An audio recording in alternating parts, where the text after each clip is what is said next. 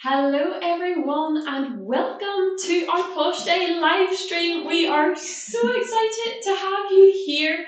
So, my name's Jenny. You've probably seen me on the YouTube channel here, but tonight we're going to have a few people joining us. So, we're going to have some people from the sales and customer care team to speak to us. But more importantly, we have our VIP guest here, our brand ambassador for 2021. Keela. So, Keela, are you excited to be here? I'm so excited to finally be here. It's just taken so long to get here with the lockdowns, and I'm so happy we're finally here. It's amazing. It's amazing having her over. We've done so much over the past 2 days. But Keela, for those who maybe don't know you at home, do you want to just give a little intro about yourself? Tell us a little thing about you. So I'm Kayla. I'm known as the dog lady in my area.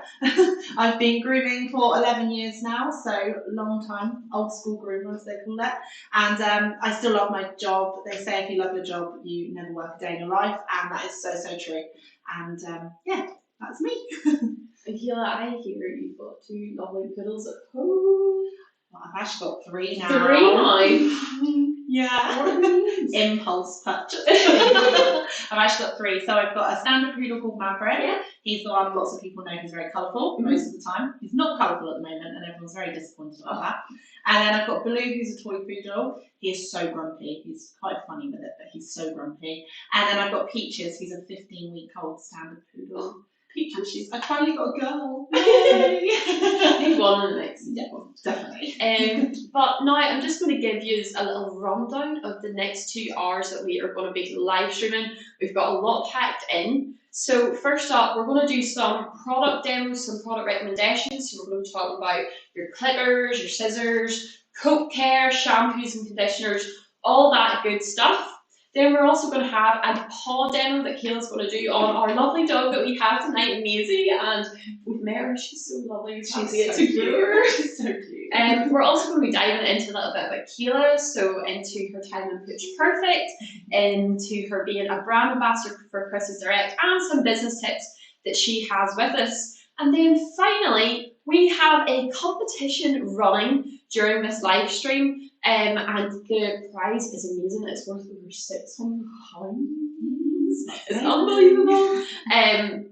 But to enter this competition, before we dive into it at the end of the show, to enter it, all you have to do is listen throughout this podcast. Then we are going to ask you a question at the end of this live stream, and the first person to ring in will be our winner. So it's really that simple. So make sure you listen out. Then we will ask you that question, and then you can phone in later. And the number to ring will be up on the screens all during this live stream, because we also have some fantastic offers on today. And I mean, Keela's been doing a couple of them throughout the day, but these are really, really unbelievable. So even if you don't win the competition, it's definitely worth your while sticking about for those offers. But also, on top of that, we've got a lot in this intro. We have a 10% off flash sale this entire weekend, which is so exciting. So if you're looking to stock up on some grooming things, now is your chance. And for anybody in our Posh Perks loyalty program, you also get your discount on top of that 10%. And it's unbelievable, really. Like, if I was dog grooming, I would be picking up so much during this. I'm going to go home and I'm going to do an order. What would be in your order? Oh, I've got about £800 in my basket already. So Ooh. Got a belt, I've got some clippers, I've got some trimmers, some scissors. You've got the 10%? Yay! Extra, yeah. I'll be nothing. I'll work extra hard next month. It'll be fun. So yeah, I think we are now going to move on to our clipper section. So me and Keela are just going to jump off the air 2 minutes, and then her and the lovely, lovely Amber from our sales and customer care team will be taken over from that. So we will see you in a bit. Okay.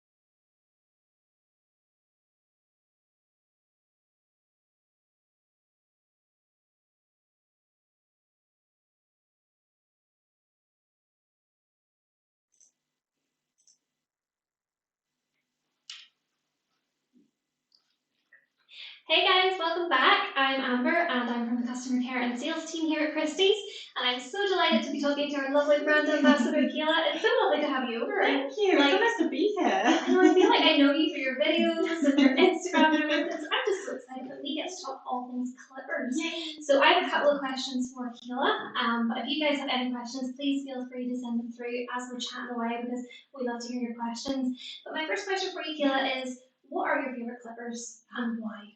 It's got to be these beauties here. Yeah. Monica Sapphires are my favourite. I absolutely love them. I've used them for years and they're just so reliable. They're lightweight. They're fast speeds are really good for mounted dogs and things like that. Yeah. And they look so pretty. I know, I love the pink ones. Yeah. All pink everything for me, but no, absolutely fantastic clippers. And have you always been a fan of corded or cordless clippers? Sorry. Yeah, I started with corded and then I switched to cordless and never gone back. No, I think I'll trip over a wire now, wouldn't know what to do with myself. But I really like them because you can move around the dog quite easily. And you can wet clip as well. We wet clip if a dog comes in really matted. Okay. So it's safe, obviously you don't want to do that if you've got a wire attached to you. But these you can do that with, which is really good as well. Definitely, awesome. And with the Heinekers, do you find, are they good for all coat types or is there particular breeds you maybe wouldn't use them on?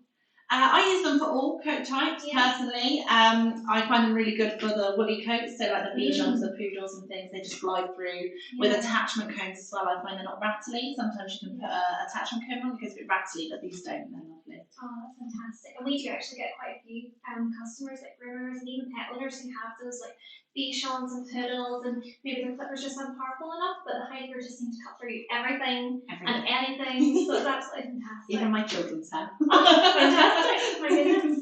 What about whenever you started out? I mean, I know you said you used to use like a corded clipper. Was that when you were studying and kind of getting into grooming? Yeah, so when I was training, we used to use the Andis corded, and they're really good for kind of grooming schools. Really powerful still. I just kind of upgraded to this one, but they're both amazing clippers. So I just started when I was training. Yeah.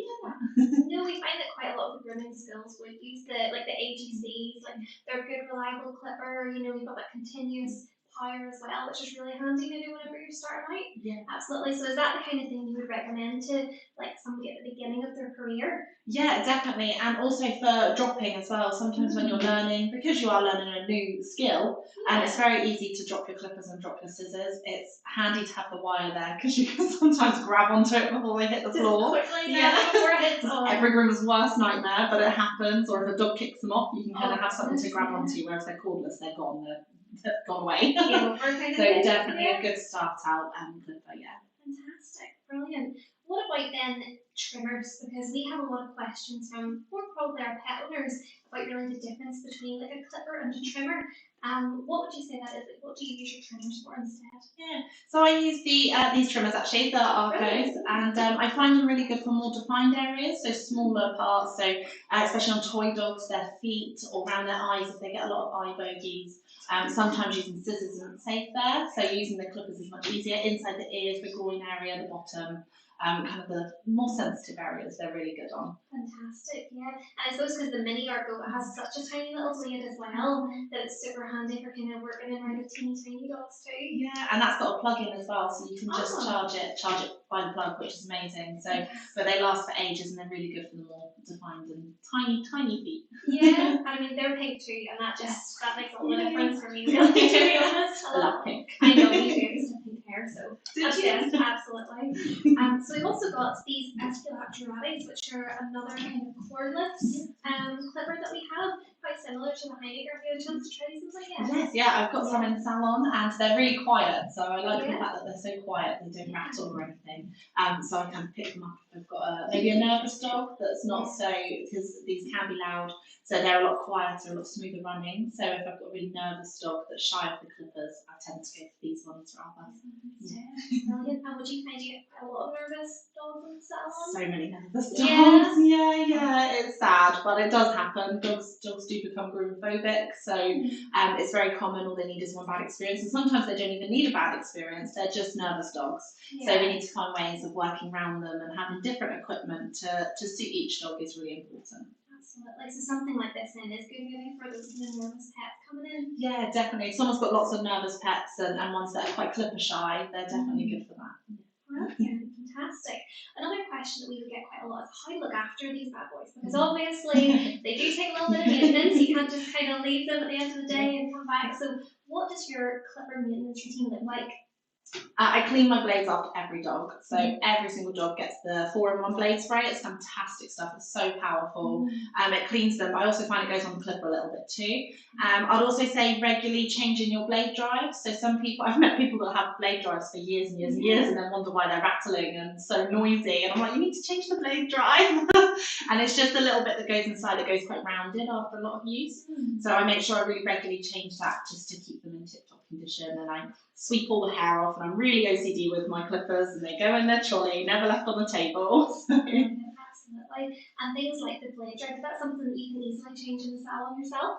Yeah, you can change them yourself. You can order them in, and you can find a video on YouTube actually, and you can change them yourself, or you can send them to someone that professionally services clippers as well, and they'll do it all for you as well. Oh, even better. Yeah. Get somebody else to do it, I know. They always do a better job as well. Oh, goodness.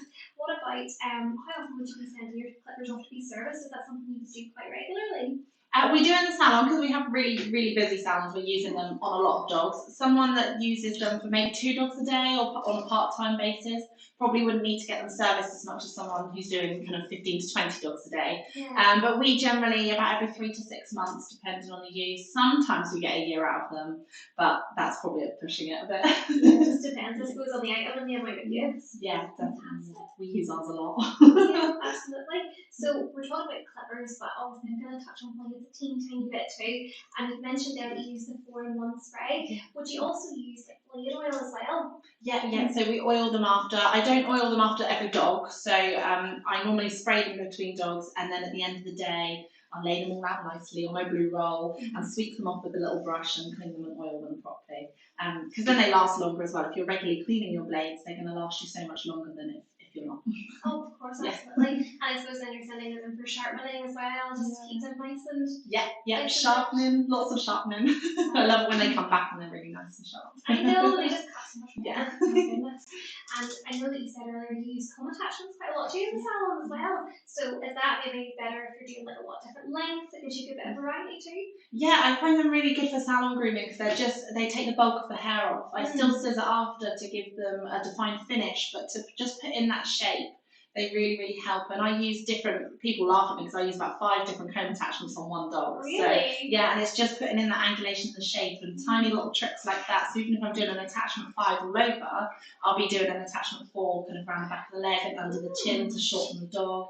And it's just little tricks like that with the attachment combs that still gives you a really amazing cut and an amazing finish, but without spending 5 hours scissoring it or something. Of course, the scissoring obviously takes so much longer. Wow, I didn't realise you could use so many comb attachments in one go. Yeah. So it's a good idea to have the full set then, just Full to set. cover all bases. Yeah, full set of them. And lots, we've got about 4 full sets of them. So. Oh, fantastic. And do you prefer the magnetic or just the little clip-on ones? We just use the clip-on ones. I find them really secure, so I like them. Awesome. I know, it can be hard to kind of get them pushed out into the blade sometimes, but I'm sure you've got a knack for it. Yeah. Straight on, straight off. Fantastic. Been doing it so long now, I've just second nature. Yeah, exactly. Fantastic. So I think that's all the questions I have for you. Unless, are there any questions from our lovely audience? Yeah, we have a few questions come through. So Deborah has asked, for someone starting out, what are the most important blade sizes to have? Oh, I'd say a 3 blade, a 10 blade, a 30 and a 7. Everyone needs a 7 for those clip-offs are my go-to blades. I love the 3 because it gives a short but fluffy, so people that want the fluffier trim but can't necessarily manage a really fluffy trim, 3 blades, amazing. We do that on probably about 70% of our dogs. Deborah's also asked, what's the best way to keep blades in working order? We kind of covered that, but... So I'd say regular cleaning for that as well. So just really look after your blades, treat them like they're brand new and regularly clean them off, store them somewhere. So don't just chuck them all in a drawer because then they go on top and they kind of clash on each other. So pop them in a kind of organised fashion. I have a little tool trolley with tool foam because that's me. And I order them all in size order and that keeps them in really good condition. So I definitely recommend that. Perfect. Rachel Dwyer has sort of asked a question, but it's more a video request, Kayla. She said she would love to be able to hear the difference in sound between the clippers. Would you consider maybe doing a video to show that? Yeah, of course I can do a video to show the different kind of weights and clipper sounds and how they kind of run, definitely. Rachel's also asked that she loves Miranda's clippers because they're very quiet, but she'd love a cordless set. What ones would you recommend? What cordless clippers would you recommend? These beauties here, these lovely ones, the Hynix Sapphires. You don't have to get pink. They come in purple and blue and black as well, so it just suits every colour. Pink is the best, right? Yeah, Pink 100%. is definitely it, for sure. I've got pink ones and no one's allowed to use Oh, them. yeah. These are mine. So guys, I think we're going to leave it there for obviously our lovely clipper segment, but what I would like to do is tell you about a little competition that we have running. An offer that we have running, gotta get my words right there.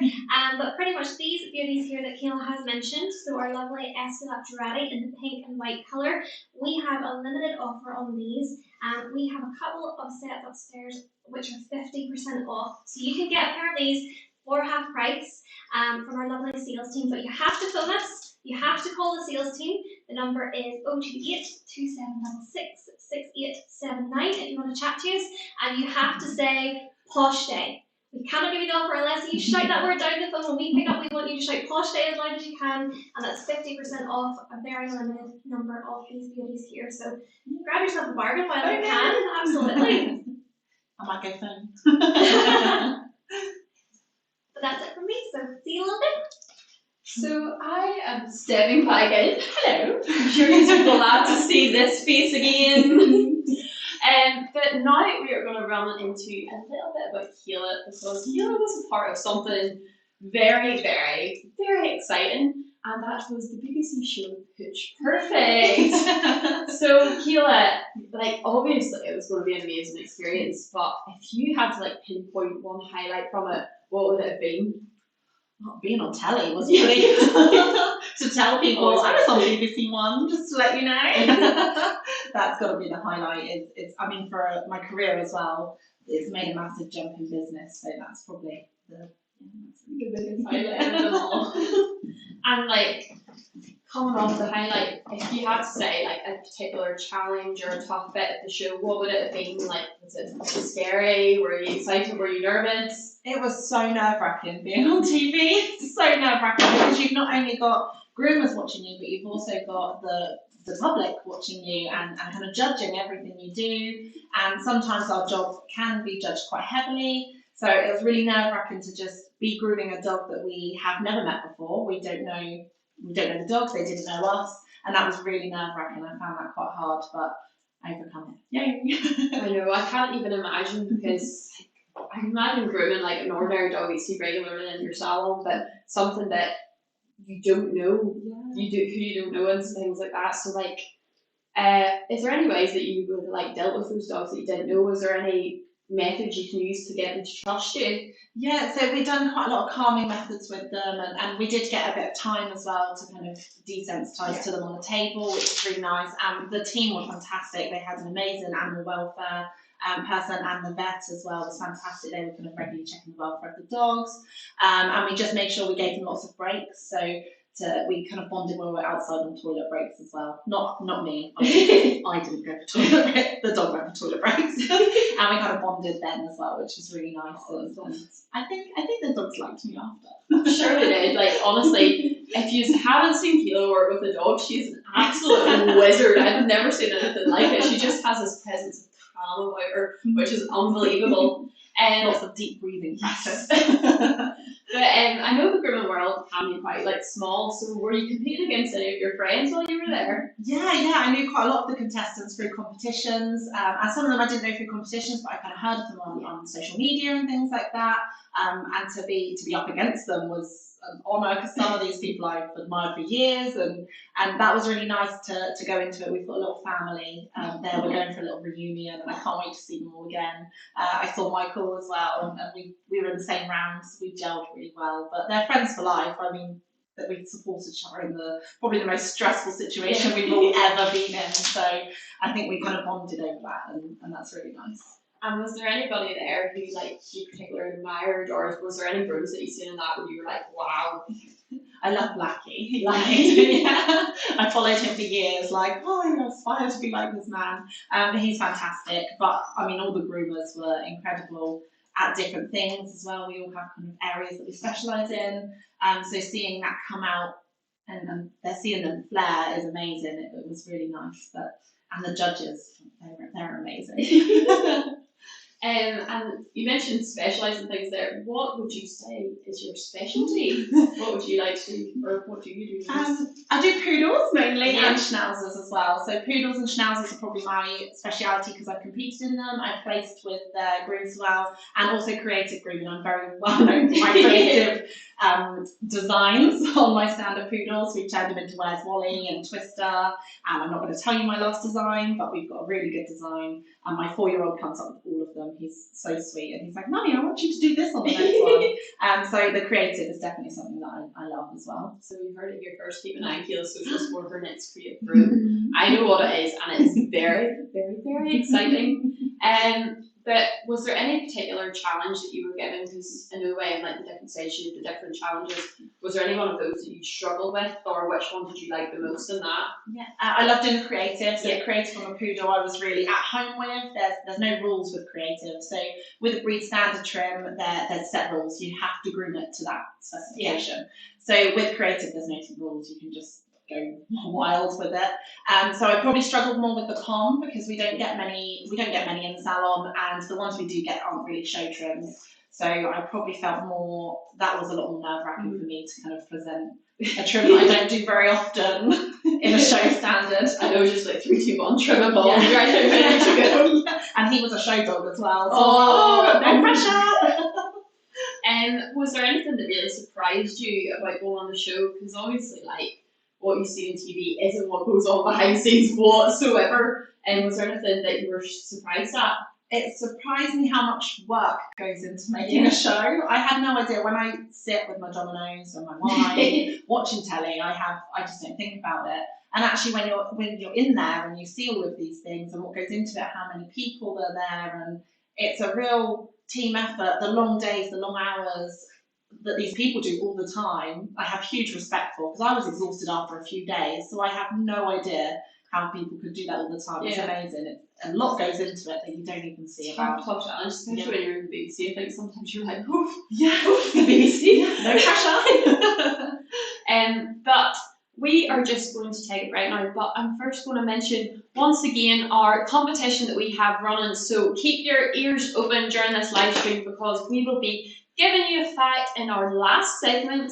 And remember to call in to the number that has been shown up on screen during this live stream. So we are going to go off now, and we will be back in a bit. See you.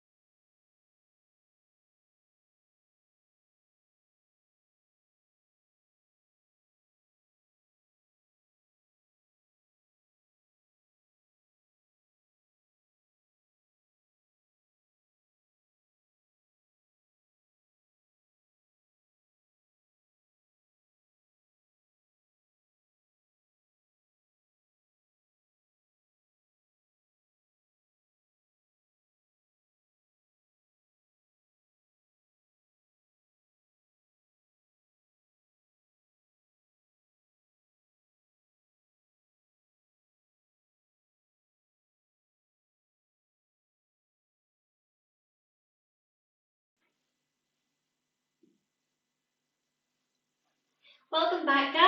I hope you're all well. Hope you're enjoying the live stream so far. Don't forget we have that awesome offer on the Escalap Durani clippers, the pink and white ones. We've only got a very limited selection left, so get calling our sales team if you're interested in those. But I'm here to talk to the lovely Kayla a little bit about scissors, and I know you love scissors, Kayla. I love scissors so Yeah, much. yeah. I think it's an addiction, actually. Oh, I'm really? addicted to buying scissors. Oh my I'm goodness. going to admit it live. I'm addicted to buying grooming scissors. I mean, I'm glad you've accepted it. Yeah. We won't talk about it. We're all here to support you through this. But no, that's fantastic. I know a lot of groomers are really passionate about the scissors that they use. And it's something that we've actually had quite a few people saying that they've missed about not being at shows. Because that's obviously your opportunity to kind of handle them, feel them. Is that an important part of the buying process for you? Yeah, it is, because everyone's different, everyone's hands are different, everyone's scissoring technique is different. So if you can't feel them in your hand, you can't feel how you can scissor with them. So if you get them home and they're not quite right for you, then it's a bit more difficult than if you're at a show. You can feel them and kind of suit and speak to an expert about which ones would suit you for what you want. You don't want to buy a level 3 scissor for like bulking off dog hair and things like that. So it's really good to be able to talk to someone about that so that you know what you're buying and what you need. Absolutely, yeah. It's actually one of my favourite places to be on the stand whenever we're at shows. I love getting to stand up behind the scissor stand and chat to people, because it's lovely to hear like what stage people are at in their grooming career, kind of chat to them about exactly what they need, you know, if they're brand new to grooming or if they're an old hand and they're grooming like $50 a day, whatever it might be, just kind of guiding them through that process. I love it. It's one of my favourite things. But I'm really excited because you are going to be the hands for everybody at home who isn't able to actually come and see us and handle these scissors themselves. So I've got a couple of pairs of scissors here from our Groom Professional range, which I would love to talk to you about. But we're going to start with one that is probably a little bit familiar to you, and that's our Serious range, our Serious scissors. So I will pass these lovely boys to you. Now these are a level 2 scissor for us. And as you can see, they've got that beautiful kind of galaxy coating on the outside. And what we find about these is the coating actually helps make them a wee bit more durable. So we would find a lot of people maybe who just graduated at college, maybe they're at the very start of their grooming career and they just want to buy like a really nice pair of scissors, like their first nice pair. They'll go for those, because if they get a little dent or bump or not, they're probably going to be okay. They're Japanese steel as well. So what's your first impression? I know you have tried them before, but with these guys, what do you think? I love them. Like you said, they're really good for starting out. So it always happens. If they do get kicked on the floor, they're quite durable, really good for salon use. I really like this handle because it doesn't unscrew. Some scissors that you use, the handle's unscrewed. So when you're scissoring a dog, these things fall out and it's very irritating. Oh, no. I love the fact that this is attached so that you're not going to drop them. And this gem and the pattern are just very pretty. Like anything with a diamante has me written all over it. Like I love that so much. Is it the kind of thing that you would then use in your salon like every day or special occasions, or what do you think?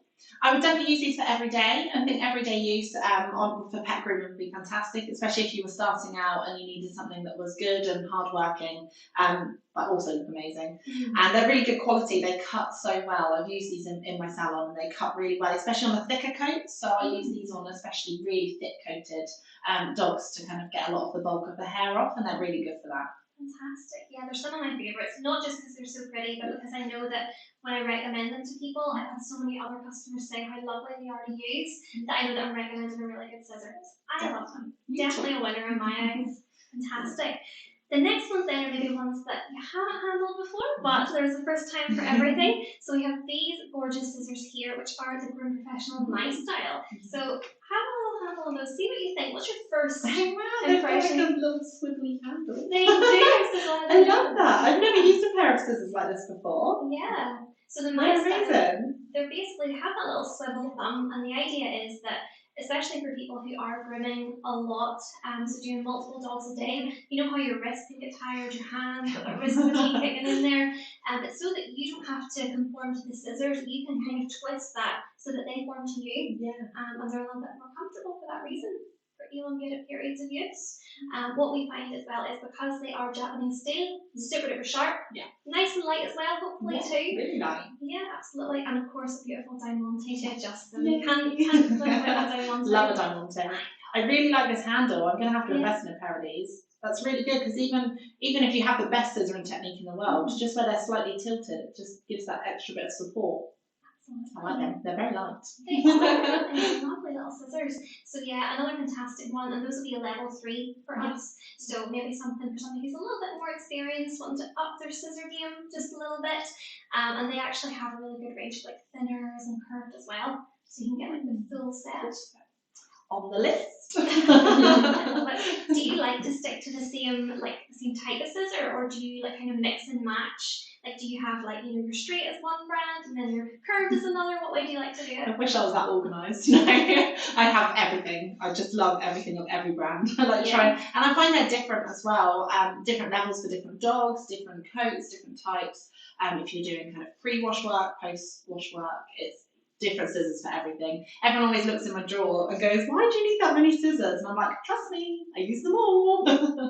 Competition scissors as well, but separate ones for competitions. Oh, are they like a separate set that Yeah. only come out for the big? Oh, Yeah. fantastic. They don't come out the drawer until it's comp day. Love it, fantastic. So the next set I have to show you are some of our Groom Professional blue quartz. So I'll let you have a little handle on these. These are the chunkers in that range. And again, these are level 3 Japanese steel scissor, so nice and sharp, should be nice and lightweight in the hand as well. Maybe a little bit heavier than the my style, but you know, that gives you a little bit more kind of really feel them in your hand. So what's the first impression? What do you think? I mean, they're still lighter than a lot of chunkers I've held, to be fair. They are actually a lot lighter. Chunkers can be quite heavy. I was only introduced to chunkers about 2 years ago. So for all those years, I just used straights. I trained on straights. And they're really, really amazing for fidgety dogs. So if you've got a dog that is being a bit fidgety, and if you're going to use your straights and they're going to move their leg, there's no forgiveness. If you take a massive chunk out of them, you take a massive chunk out of their hair, and then they've got a massive gap in their leg. With chunkers, they're a lot more forgiving for that. So for maybe a fidgety dog or someone that's not as confident with straight scissors, these are a really good go-to for that. I use them a lot on double-coated dogs as well. They're really good for just fine detailing. Fantastic, love it. They're a lovely scissor. There's actually another pair of scissors which we don't have to hand, but they're called the Midas, and they're pretty much these but with rose gold. We do have a little set here actually in the special case that they come in. So do you want to I love rose gold. I know, I love rose gold. Everything is rose gold, but these are very, very similar to your blue quartz. Same kind of steel, so that lovely level 3 Japanese steel. Which is so much better. Oh, this is so bad. You're making me put everything on my list. These are beautiful, really nice. They've got a really wide blade, which is fantastic for finishing. So finished scissoring is really good because the wider the blade, the more hair it can pick up, and you can even finish all over. They're beautiful. On the list too. Just putting together your shop. Yeah, it's like Christmas. They're absolutely stunning. I love the colour. They're nice. I'm not even a groomer and I want them because they're just so pretty. They cut smoothly as well. Not that I'm cutting hair, but they are, you can tell. Yeah. Very nice. Fantastic. And they come as well, like in that curved thinner, you can get the full range of them if you do want all of your scissors to be exactly the same. Or do a little bit of mix and matching, because I know that people do love to do that too. Absolutely. Gonna turn to the camera. Do we have any questions from our lovely audience? We do have one from Laura. Laura Rothwell has asked, what are the best kind of scissors for faces? And do you have any tips for newly qualified groomers that are struggling with them? I use curves. I love curved scissors for faces because you're working with a round face most of the time. So if you're trying to use straight scissors on a round face, that's really hard. You're going to end up doing twice the amount of work trying to get this shape with this shape. So I find curved scissors really, really good. I'm actually going to do, on the lovely Maisie, I'm going to do a bit of head work. So keep watching and I will show you how we do a teddy head as well. So I'm going to go through that with you. So guys, we do have another little promotion for you this evening. I know, so exciting. And it's a scissor theme promotion this time. So we have an offer, limited stock only. So you will need to get calling our sales team again if you do want to bag yourself one of these offers, and you do need to say Pawsh Day again to avail of these offers. But I'm going to read them out here because I want to make sure we cover all of them. So we have a few pairs of the Groom Professional My Style. So that's the lovely ones with the swivel thumb. And those are the straight 8-inch scissors. We have a few pairs of the Midas 8-inch straight scissors. That's that beautiful rose gold that we have. We have some of the blue quartz 8-inch 26 tooth chunker. So that one that Kayla has been handling and tried out tonight. We also have some of the serious scissors, so that one with the beautiful kind of galaxy coating. We have the 5.5-inch straight ball tip, so the one with the little rounded end. So there's 50% off each of those, and it's a limited time offer, so you want to make sure that you get in there before they're all gone. So remember that we also have our 10% discount on for Pawsh Day, and that is available to all customers too. So we're going to wrap up there, guys. Next up, we have lovely Emily coming to chat to Kayla about shampoos and conditioners. I'm sure you can't wait. Yeah, I love shampoos. Brilliant, guys. We'll be back in a few minutes.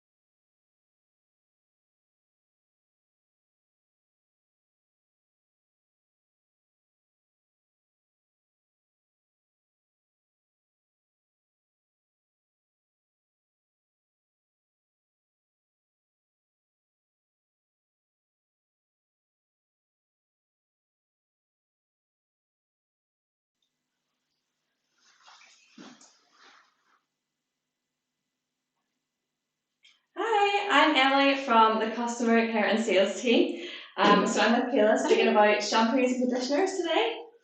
So I want to know all about shampoos and conditioners. I want to know everything because obviously there's so many scents, so many brands, everything. So what would you say is essential for every salon?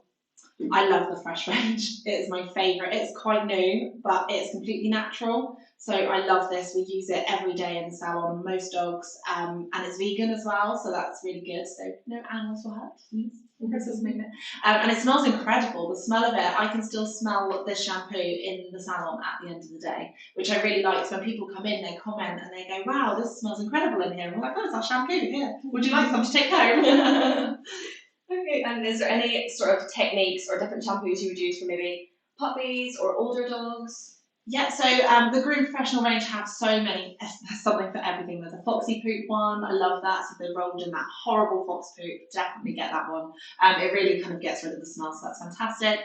We've got the Tender Puppy Kitty here. So this one can be used on cats and puppies. It's really, really mild, so I use that as well for the teeny tiny ones. And then we've also got Tea Tree as well, really good for itchy dogs. So there's different ones for everything. This smells amazing as well. Yeah. So I like that.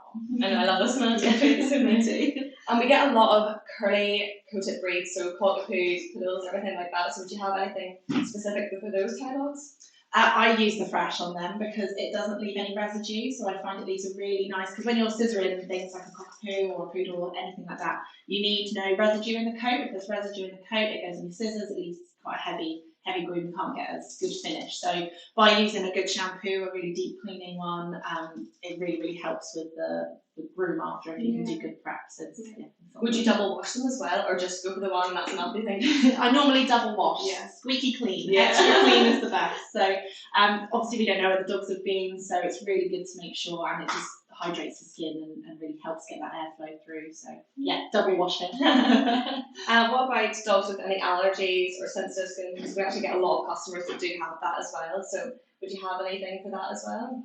Yes, so we actually use the Malabes, which is fantastic. It's such good, it's a non-prescription shampoo, which is really, really good for skin irritations, probably the more severe skin irritations. So before the customer's recommended to the vets, we'd probably try that, and it's really good. You use it for a few days and you can kind of drop down to once a week. So we try and get people in for that, or they can buy a bottle.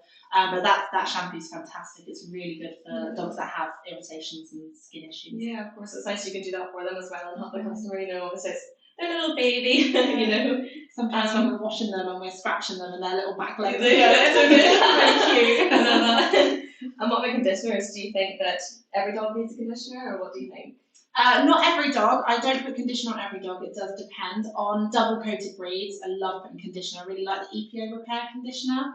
And on double coats, I actually brush that into the dog. So I'll shampoo them twice and then I'll put the conditioner on, brush it into the dog, and that really helps remove some of the dead coat. So it just falls out then. It's amazing. And then when you blast, it's a snowstorm. Whereas on a dog like a poodle or a Bichon, again, if you put conditioner on, it can leave a bit heavier, so the coat goes a bit floppy. Like us, our hair goes really soft with conditioner, which is lovely, but when we need to hand scissor a dog, for example, it just makes it a bit softer and harder to scissor. So if I was going to scissor, I probably wouldn't. But in between for maintenance washes, definitely, yeah. Oh, some really good tips and tricks. So that's all my questions, so we're just going to go to the comments and see if we have any more for Kaylin. We do, so let me have a quick look. So Denise Morgan has asked a question. She wants to know, what shampoo would you recommend for an itchy schnauzer? Ooh, I love schnauzers. I'd go back to the Malabes again. It's really, really good. If it's probably a milder irritation, you could go with an aloe vera or a tea tree shampoo. That'd be really good. If it's maybe more of a severe allergy-related one, the Malabes is really good, and it's really good regularly used. You'll really notice the difference in the coat and the skin as well. Lisa Callahan has asked, is there different shampoo you would use on faces? Ooh, so I love the blueberry facial. It's lovely. It really helps with tear stains, and it makes their face smell incredible. So I use this one here. Thank you. This is the Spa Blueberry Facial Tear Stain. So this is amazing, and we get compliments after using this when customers, because customers all kiss their dogs, so they go straight to the face and they can smell it. It really leaves a lasting scent, and it doesn't irritate the eyes. So love this. And then Julie would like to know, she says her favourite shampoos are the Argan Oil and Baby Fresh, but she wants to know, have you tried the Groom Professional Bye Bye Buzz shampoo? Is it effective and what does it smell like? I love the Bye Bye Buzz shampoo, and the fragrance spray as well is really good. And because it's got the citronella in, it really does help the fleas and ticks away. Obviously, they have to be regularly flea treated, but even if they are flea treated, they can still jump on and still bite. So that just is a bit of extra protection. Sprayed on myself for mosquitoes as well. It's really effective for that too. So they don't like the smell of citronella, so it just kind of is a natural deterrent for them, which is really nice. Okay, and that's all of our questions about shampoos and conditioners. Thank you very much. You're welcome. So just remember, we have 10% off on our whole site for the whole weekend. So keep shopping.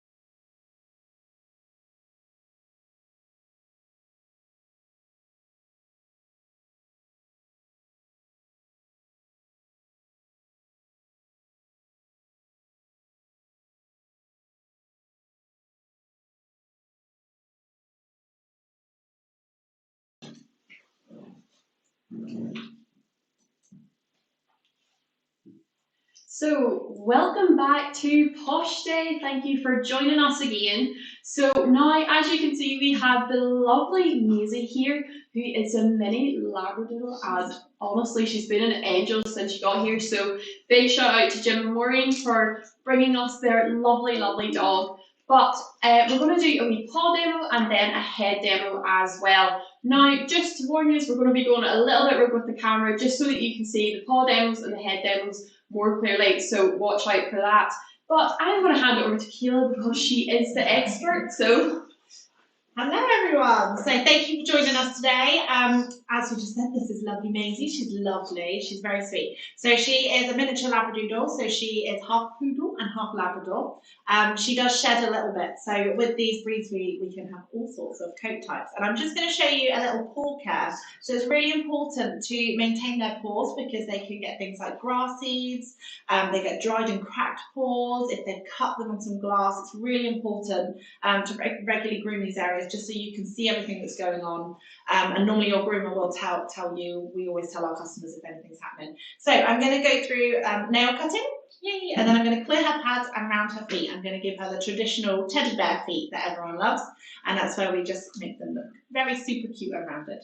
So I'm going to go ahead and first do the nails on her. So when you are doing nail clipping, you have to be really, really careful of the quicks.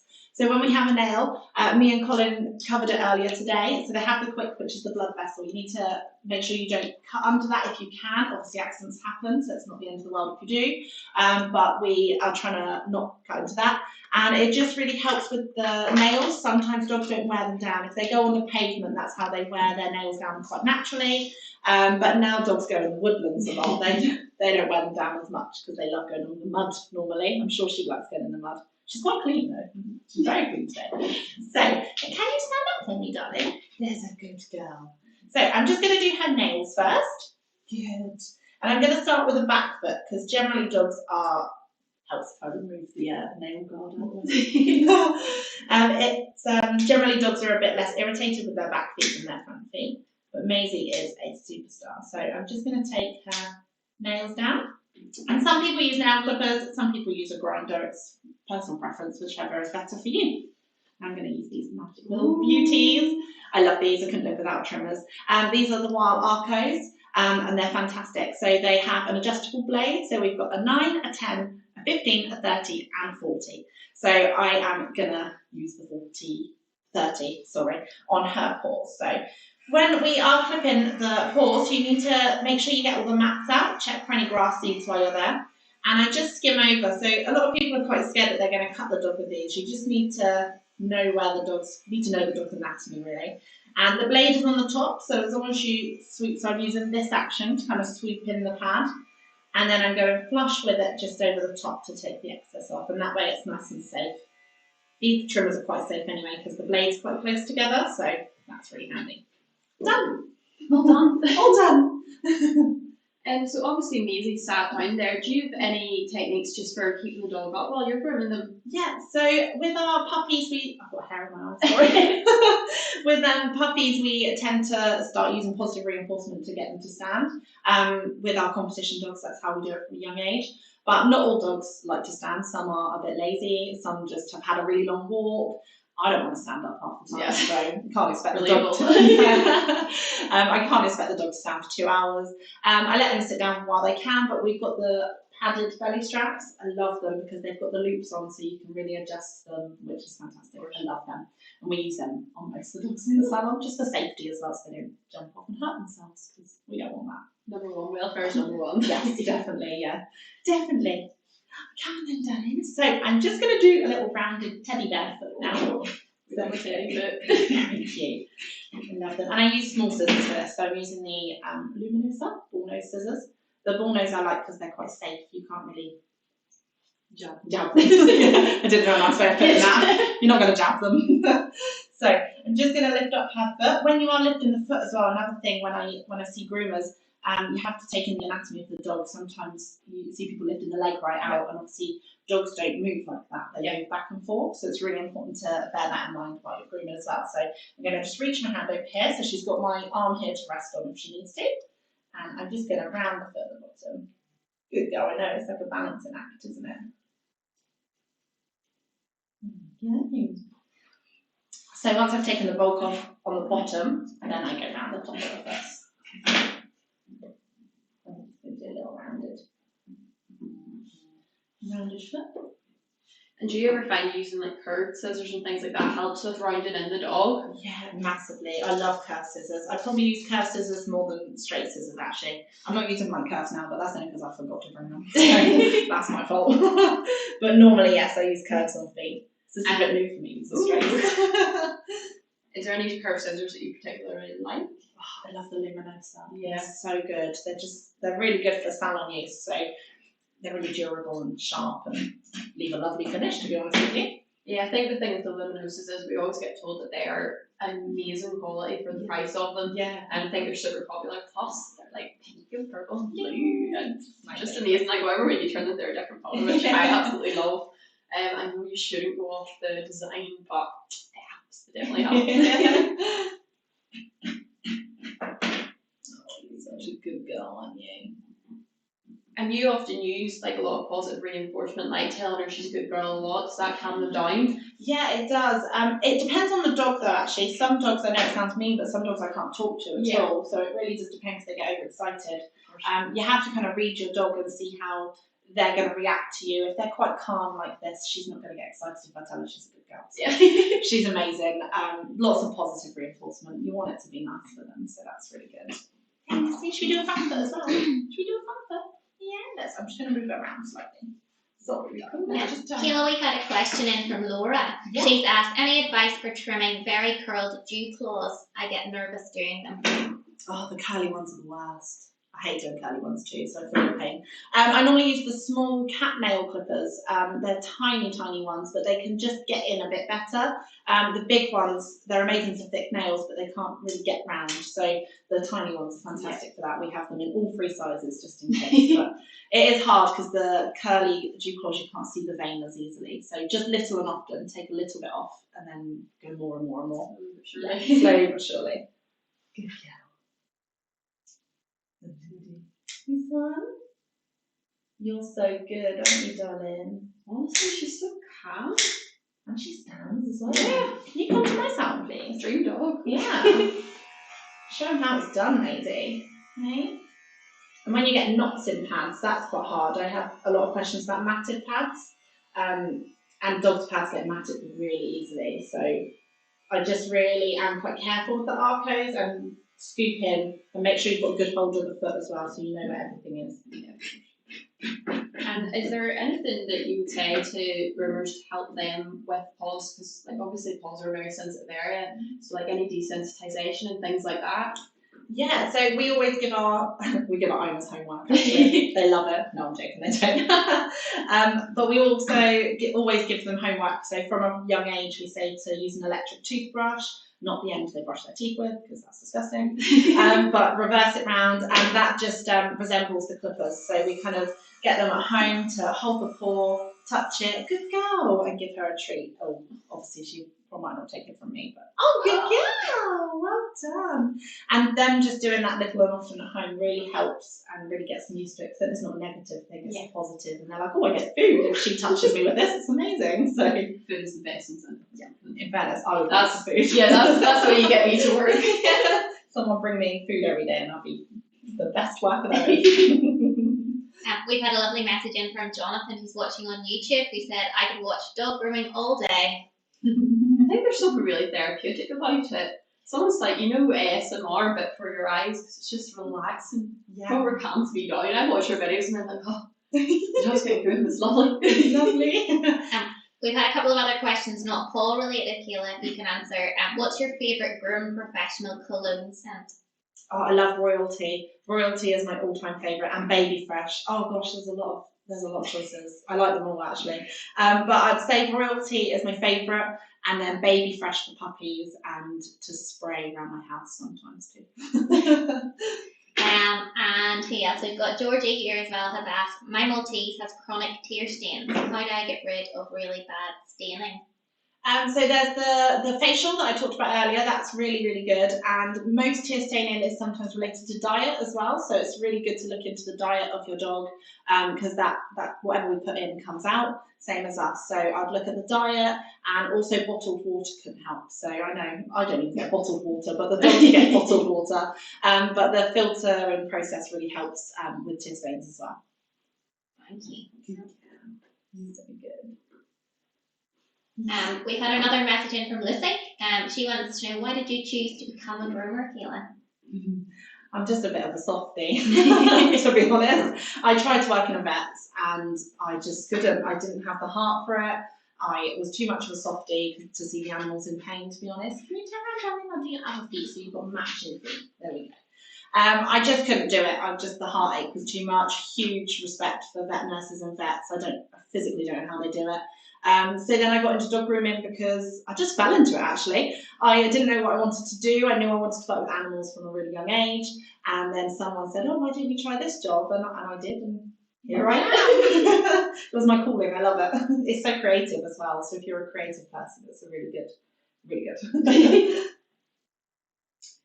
With their paws and stuff, and I know obviously whenever you're scissoring a dog, especially, prep is 100% key. Is there any products you would recommend for like prepping, not even just the paws, but the coat in general? Yeah, so it really does depend on the coat, to be fair, and what groom you're doing. So if they're kind of caked in mud, then the dirty dog's really good. If you want a really deep cleansing, the peppermint. If they're a double coat conditioner, like I touched on earlier. So it really does depend on what you're presented with, what dog you have, to what shampoo I'd use. I have a whole shelf of way too many products. And I just pick which one I think would be best for that coat. Yeah. And what would you say for like Maisie here, who is that more like a woolly coated breed? I would use the peppermint fresh on hers. Yeah. It's just my favourite. I'm just obsessed with peppermint, tea tree, aloe vera, anything like that. Nice fresh. Yes. Yeah. My colleagues like the fruity stuff, so they really like the fruity. Yeah, see, I'm more of a fruity girl myself. I say it on YouTube constantly. I'm always like, I love fruity scents. Yeah. It seems to be a split down the middle. Some love fruity, some love the perfumey ones. There we go. Good girl. You're being so good. I'm just gonna scissor her last paw, so she's got 4 matching paws. I don't want to leave her with uneven paws. And when I do paws, I make sure I go in between the toes as well. So I lift it up and check all in between the toes, just to make sure there's no grass seeds or mats there. It's a really common thing when I'm training people and when they're kind of learning, is they'll round a foot and then I'll go over and check, and there'll still be knots in the toes. Right. Because you can't see them when they're sitting on them. So it's really important just to check. If there's no knots there, that's fine. But if there are, then they need to kind of trim them out, really. They pull on the skin. And like, what would you say for like why it's important to make sure that their paws are in shape, why it's important to trim them, keep them in good order? Grass seeds mainly. Yeah. Grass seeds, matting, ticks. There's so much in the paws, dried and cracked pads. We don't know what's on the pavement when we go outside. Yeah. So obviously we don't walk barefoot generally. Some days I do, depending how I feel. But generally we don't walk barefoot, so we have to bear in mind that dogs are walking on all sorts of surfaces. They are designed to walk on, the pads are designed for that. But there is some things that shouldn't be on the pavement that can cut a dog's pads. So it's really important to do those checks. And we've had dogs in that we've noticed stuff before the owners have, and we've sent them to the vets. I had a dog in the other day that had 16 grass seeds. Oh, goodness. Yeah, and the owners are absolutely lovely, but they just had no idea that they were in there. And she went to the vets, and 2 of them were infected. So it's just really good that we're up close and personal, and you can see that as well. And I think it's really hard because I know, like, with my 2 dogs, before I started in this job and got involved in dog grooming and things, like, my dogs don't get groomed a lot, so you just don't think of these things as a pet owner, which is why it's probably great for you. You're sort of like the first point of call for finding things like that. Definitely. We see dogs up close and personal when we're blasting them. We see lumps, we see bumps, we see all sorts. We've told many owners to go to the vets, and they kind of thanked us later. I had one this morning actually that I noticed an ear infection, and I was like, just go and get it checked. It looks a bit red. Get your vet to have a look over. Yeah. And she did. She texted me earlier this morning saying thank you so much, because she has a really bad ear infection. So, and she's on drops and she's really fine. So it's good that we notice those things. 100%. We'll keep our little pals safe. Yes. We do. You're being so good. Honestly, Maisie, you're a wee star. Get you back for more videos, definitely. You'll be seeing Maisie all over Christies after this. You need to come to my salon. some of our doggies' tips. Mine especially, who tries to chew the brush at the moment. Oh, I couldn't even imagine putting mine on a grooming table. They go nuts. We had Daisy on here the other day, and she's got her 3 legs, and luckily she could jump down. But I could just tell if you put them up, they would be like, "Oh, it's a table, I'm not at height." It is quite daunting for them though. Imagine if someone just put us up really high, it would be like, oh. So it's really important to make them feel quite as secure as you possibly can while they're doing it. Little rounded paws, yay! Nice teddy beans. So I'm going to move on to her head now. Yes. And then we're going to give her a nice little rounded Teddy head. Oh. Most popular one going. So I'm just going to need you to turn around. Lizzie, can you come here? Come on then.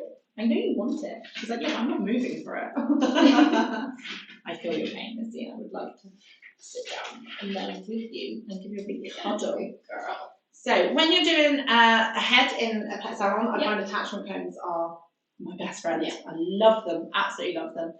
So I'm going to do, I've got 10 blade on here, I'm going to do an attachment 6 over her head just to take the bulk off, and then I'm going to show you just a basic pet trim rounded head on her. You can sit down for this bit, darling. So I'm going to go over the top, start from the occiput and go forward. And it's not going to take much off because she's very well groomed and very well maintained actually. I do a very good job of brushing her. And her groomer. So I'm just going over the top of the head and down the sides, but just down the sides in front, behind the eyes, sorry, not in front of the eyes. Yeah.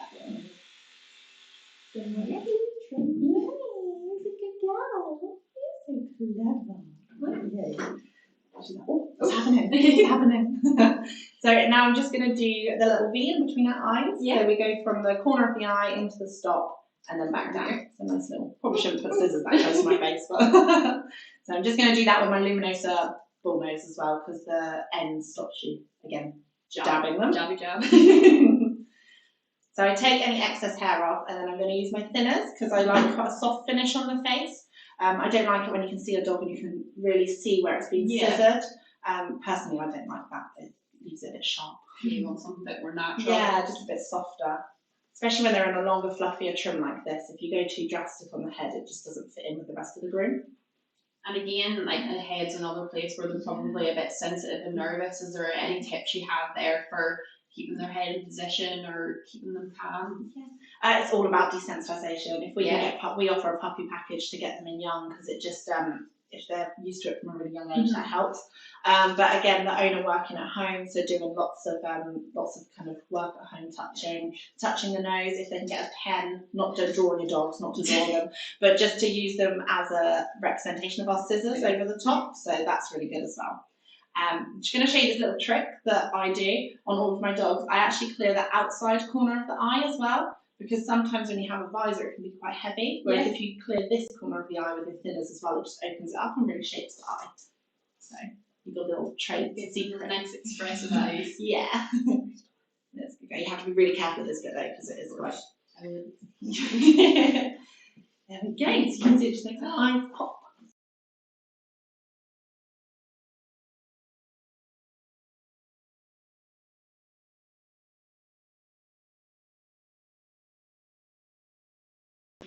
Ready?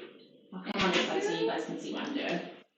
So now I've done that bit, I'm just going to do my visor. So I brush this forward.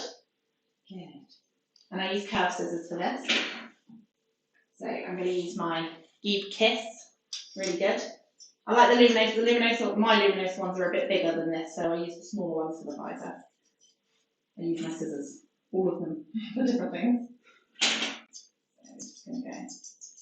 One thing I found really interesting in your schnauzer video that you did was you talking about the eyebrows and like the purpose of them. Yeah. And one thing I find amazing is that the dog cuts aren't just for show; they're for different, purposes. Yeah.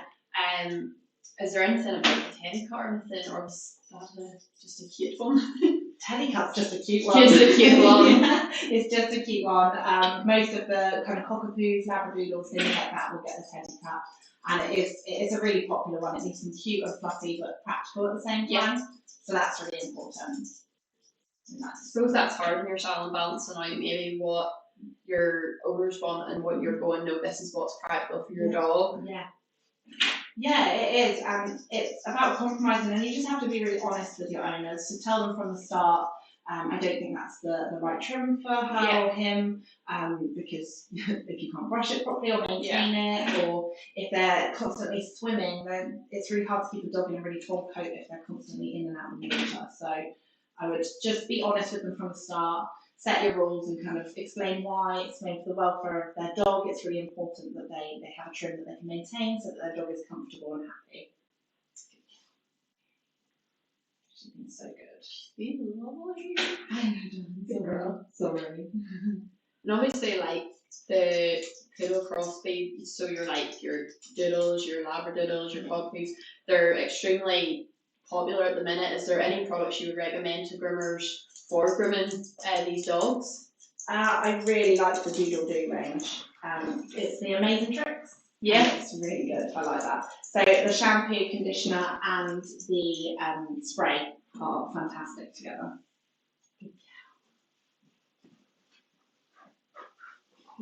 being so good. I'm not in it. Sorry. So Kayla, obviously you are our brand ambassador for 2021. Yeah.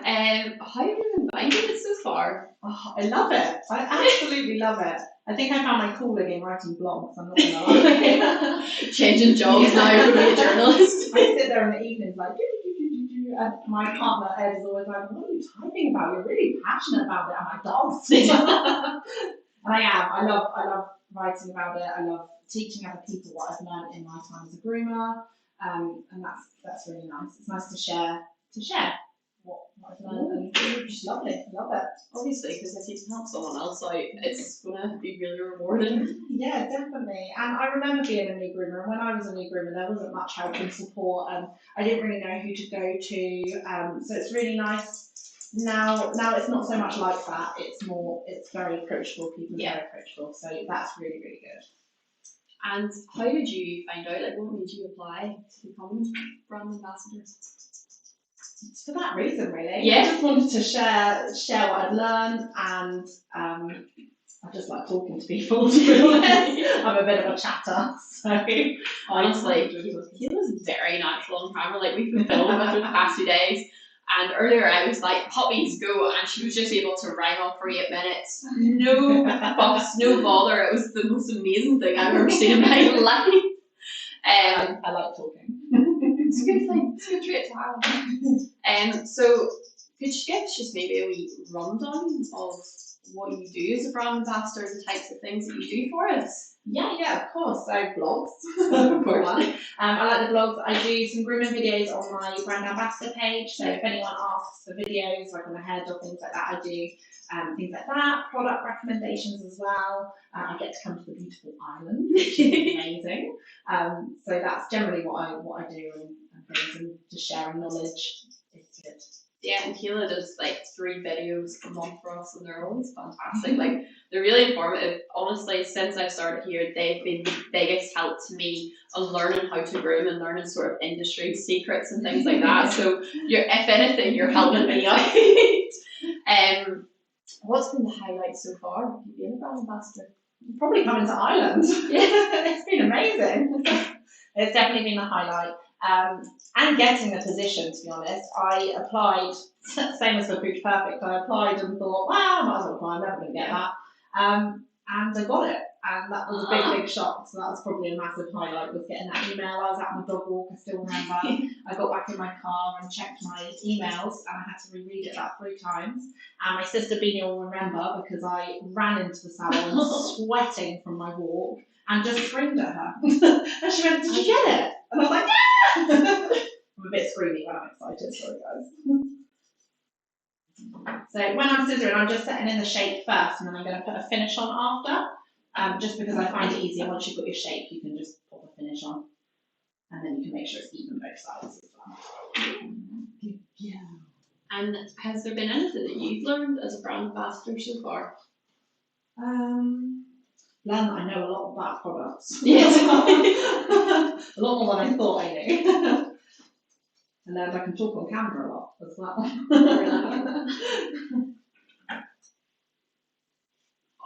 She's looking so good. She's so excited. And also remember, Kayla posts videos 3 times a month, plus she also does vlogs. So if you have any ideas for videos or vlogs or anything like that, make sure you send them into this live stream right now, because we would love to hear your feedback.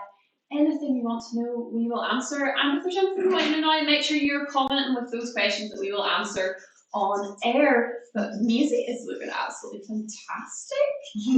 I'm very impressed. Lisa Callahan has said, how well behaved is the fur baby? She's doing so well. She is doing really well. Considering she's never met me before, she's just so chilled. I think I need a Labradoodle in my life. Don't we? Yeah. Your husband's going to be mad when you're like, I need these scissors, I want a Labradoodle. 100%. He's always like that. If I come home, I go, darling, and he goes, what now? That's his instant response to me now. Is what now? What do you want now? And then he always says no. Like he said no to our poodle, and now we have a poodle. Bless him. He has enough time. He's a superstar. So I'm just going over my thinners now, just to leave a bit of a softer finish, because sometimes the straights can leave it a bit with a sharp edge, like I said. So I'm just going over and softening that up a bit. Yeah, you have to be really careful with their tongue. Tongues bleed a lot if you cut them, so just be really careful. You know where the dog is when you're grooming. You're so good. I don't go and take our eyelashes off. Have you seen our eyelashes? Oh, people pay good money for eyelashes like that, Maisie. Oh, I wish I had eyelashes. Yeah, me too. I didn't know existed. But no. Yeah, just you know, should make sure you eat a little easier, you know.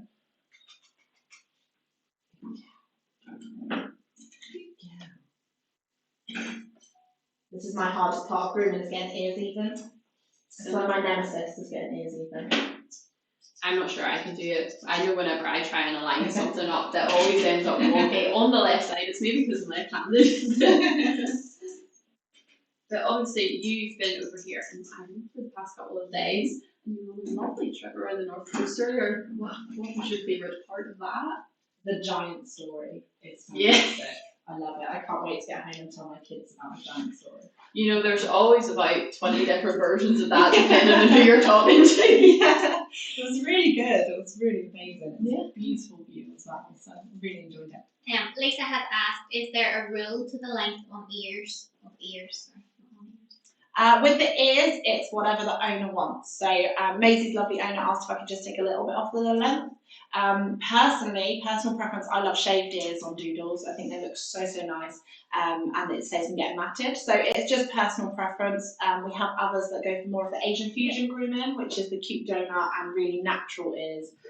So it really just ask your customers what they're happy with and what they want. Yeah. So I think we're all done with the lovely Maisie. She's such a good girl. She's honestly been so good. She's stolen the show from us. I mean, I think we should just leave this live stream and leave it to Maisie now. But just to remind you, on our flash sale that we have going on this weekend, we have a whole 10% off. And then remember, if you're in our Pawsh loyalty program, you do have an extra discount on top of that. But I'm going to announce another offer that we have. Yes, it's offers galore on this live stream tonight. So we have an offer on the Andis AGC 2-speed Burgundy, and that is 50% off again. So again, half price in those, and there is a limited number. So make sure you phone in. The number is on the screen, and remember, say Pawsh Day. That is number one key. Pawsh Day, Pawsh Day, Pawsh Day. But we are going to cut off now, and we will be back shortly. Or apparently not.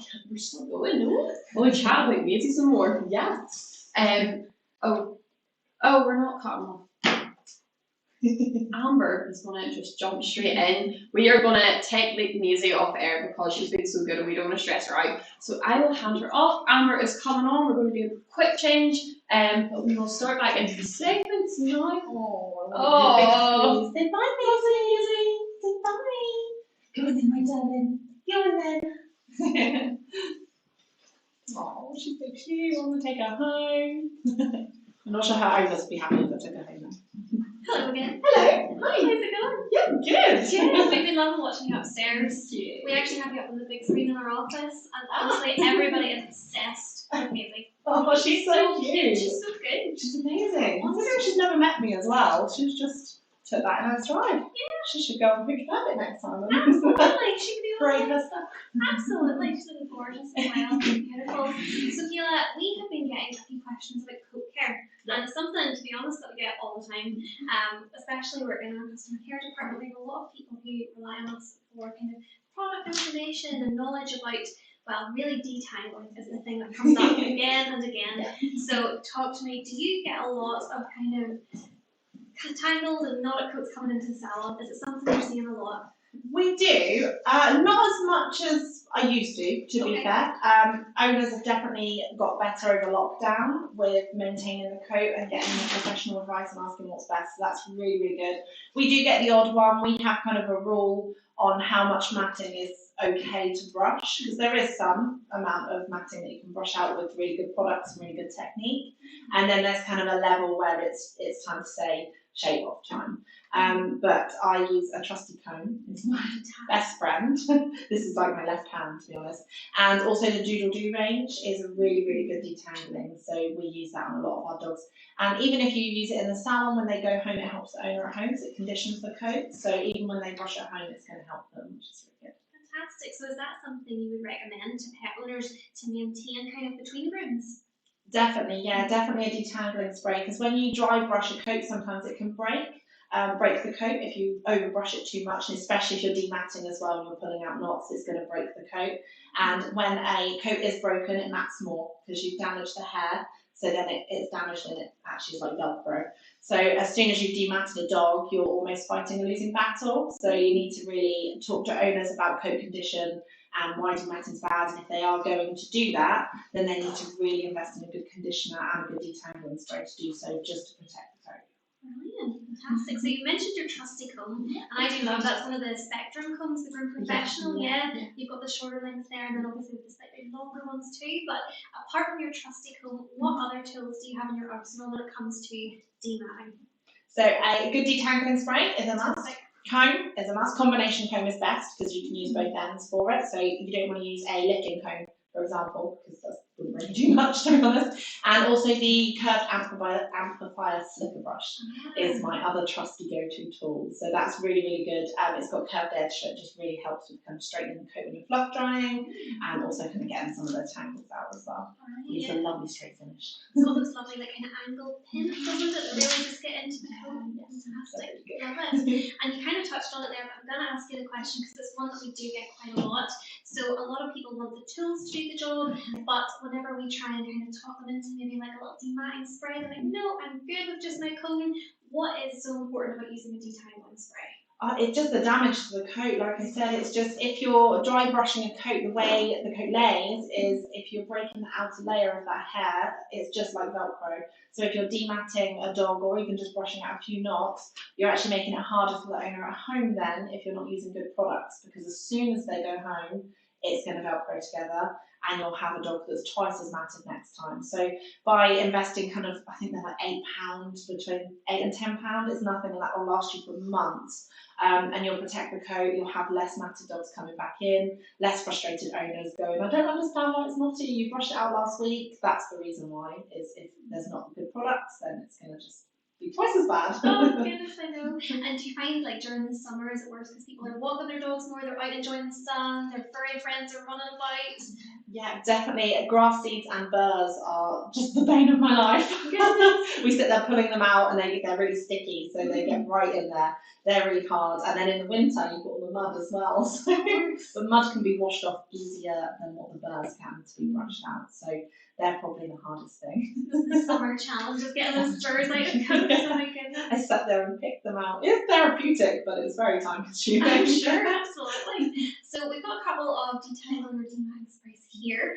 The one thing I would say about some of these is that they actually smell lovely as well. So, you know, whenever you're kind of finishing off the groom, or you're kind of using them at home in between grooms, there's that lovely smell in the coat too. And I know that whenever my doggy gets washed, I love giving them a wee snuggle and smell how nice he smells. And that just kind of prolongs it, doesn't it? Just leaves a lovely fresh scent in the coat. So you touched on the Doodle Doo range. I think we have one of those here. Yes, detangling do. So is this one that you use in the salon? Love this one. It's Yeah. really good, especially combined with the shampoo and conditioner. I actually had an Australian Labradoodle not that long ago, and I looked at its coat before the bath, and I went, no chance, that's going to be a 5F all over. There's no chance I'm saving that. It's not fair on the dog. Use the Doodle Do range. So I use the shampoo. I've done 2 washes of shampoo, the conditioner, and the detangle spray. And I actually done a little video on it, and I saw the knots just falling out. And even I called my sister and like, Beanie, have a look at this. And they were just blasting out. I was amazed. So that sold me on the product, and now I use it on most of our doodles. Fantastic. And would you use that on breeds other than doodles? Like, can you use this on any kind of breed with knots and tangles? Yeah, definitely. Anything with a skirt, so terriers and spaniels that have the skirt. Spaniel ears are a nightmare for matting. Dunk in the water, dunk in the food. Really good on that as well. And also double coats. Get a lot of impacted coats. And again, when you brush it out at home, it can damage the coat, so just by spraying it. So yeah, multi-use. I know it says detangle do on it, but it can be used on anything. At all. I believe we've got another, we've got RGP, not a problem as well. So this is another one I believe you've tried, and you enjoy using this too. Yeah, fantastic. I know that this one's very good for the skin as well. So do you find that can help put moisture back into the skin too? Yeah, so we use this one on dogs that have kind of skin irritations and things like that, because it is really good formula, and also it smells amazing. So that one I find has a longer lasting scent actually. So after the groom you can smell it a lot more, and when you're blasting you can smell it as well. Fantastic. And you perhaps touched on it earlier, but would you use these on a wet or dry coat or both? You can use them on both. If people are brushing at home, dry coat, so you can spray it on, and then if we're using it in the salon, we blast the dog to about 80% dry, and then we'll use it on a semi-damp coat, and we do it like that. But you can use it either. It doesn't leave a sticky residue, so some products you can use dry, and they'll leave the hair quite greasy. The detangling sprays don't do that, so they're really good for home use as well. Brilliant, fantastic. I think a lot of people panic that their dogs are going to be super duper sticky, but no residue, we love to hear it. Fantastic. A couple of other wee items here too. So we've got the Super Shine by Design the Dog as well. Is that another favourite in the salon? Is that something you would use at the end of the groom maybe? Yeah, amazing on Labradors. Yeah. Really good on Labradors. So especially the black ones, because they've got that glossy coat. But once you de-shedded them, just giving that extra kind of something on the coat is really good. Yes, for the end of the groom. Yes, and it just leaves that shine, and they walk out and it's a bit different. Just a bath and brush turns into customers going, wow, what have they used on him? It's really glossy, which is what you want because they come back then. Of course, yeah, and it's something maybe nice to add to the short coated braids as well. You don't need all of the extra products that a woolly coated braid would. Yeah, they don't need the detangling spray. No, generally they're okay. Fantastic. And then the last one we've got here is our lovely Groom Professional Miracle Remover. So a stain remover. What kind of stains would you use that on? So like tear staining and like licking. So if dogs have allergies, they lick their paws, and the more they lick their paws, they go a bit of a yellow colour. Yeah. So it's really good for that as well. And also creative grooming, you can get the shampoo, which helps get the colour out as well. So it's really good for not only staining, but if you are doing creative grooming with chalk and blow pens and things like that, it really helps to deep clean it and wash it out. Fantastic, brilliant. That's all the questions that I have for you about coat care, but do we have any from our beautiful audience out there? We do, not necessarily on our coat care products, but Laura would like to know if matting is quite severe, would you wet clip? Yeah, I always wet clip. I don't think I have dry clipped a dog, well, I've dry clipped a dog, but not dry clipped a matted dog in probably about 8 or 9 years. So I'm very pro wet clipping. Normally you can get a longer blade through than what you can dry, and also it doesn't ruin your blades as much, and it keeps the blade cool. You kind of hear with matted dogs you can get clipper rash really easily where the blade warms up too much, but with the wet clipping it naturally cools down the blade. You can get a longer blade through because the hair is more elastic. So yes, pro wet clipping here. And this kind of goes, it is on YouTube. Lynn asked us to do with our groom amazing. Do you scissor or use a trimmer on the top lip when you're grooming? It depends on the style. If I'm doing Asian fusion, then I shave the top lips. I call them kissy lips. They're lovely. So if I'm doing an Asian fusion trim, I definitely trim the dribbly bits, and same with Shih Tzus as well, because it gives them that really clean, shaven, nice look. On the doodles, if they've got a bit of a longer beard, I don't tend to, because sometimes if they've got a really quite long face, and then you go and shave this on a 30, they look a bit. So that depends on the dog. Some I do and some I don't.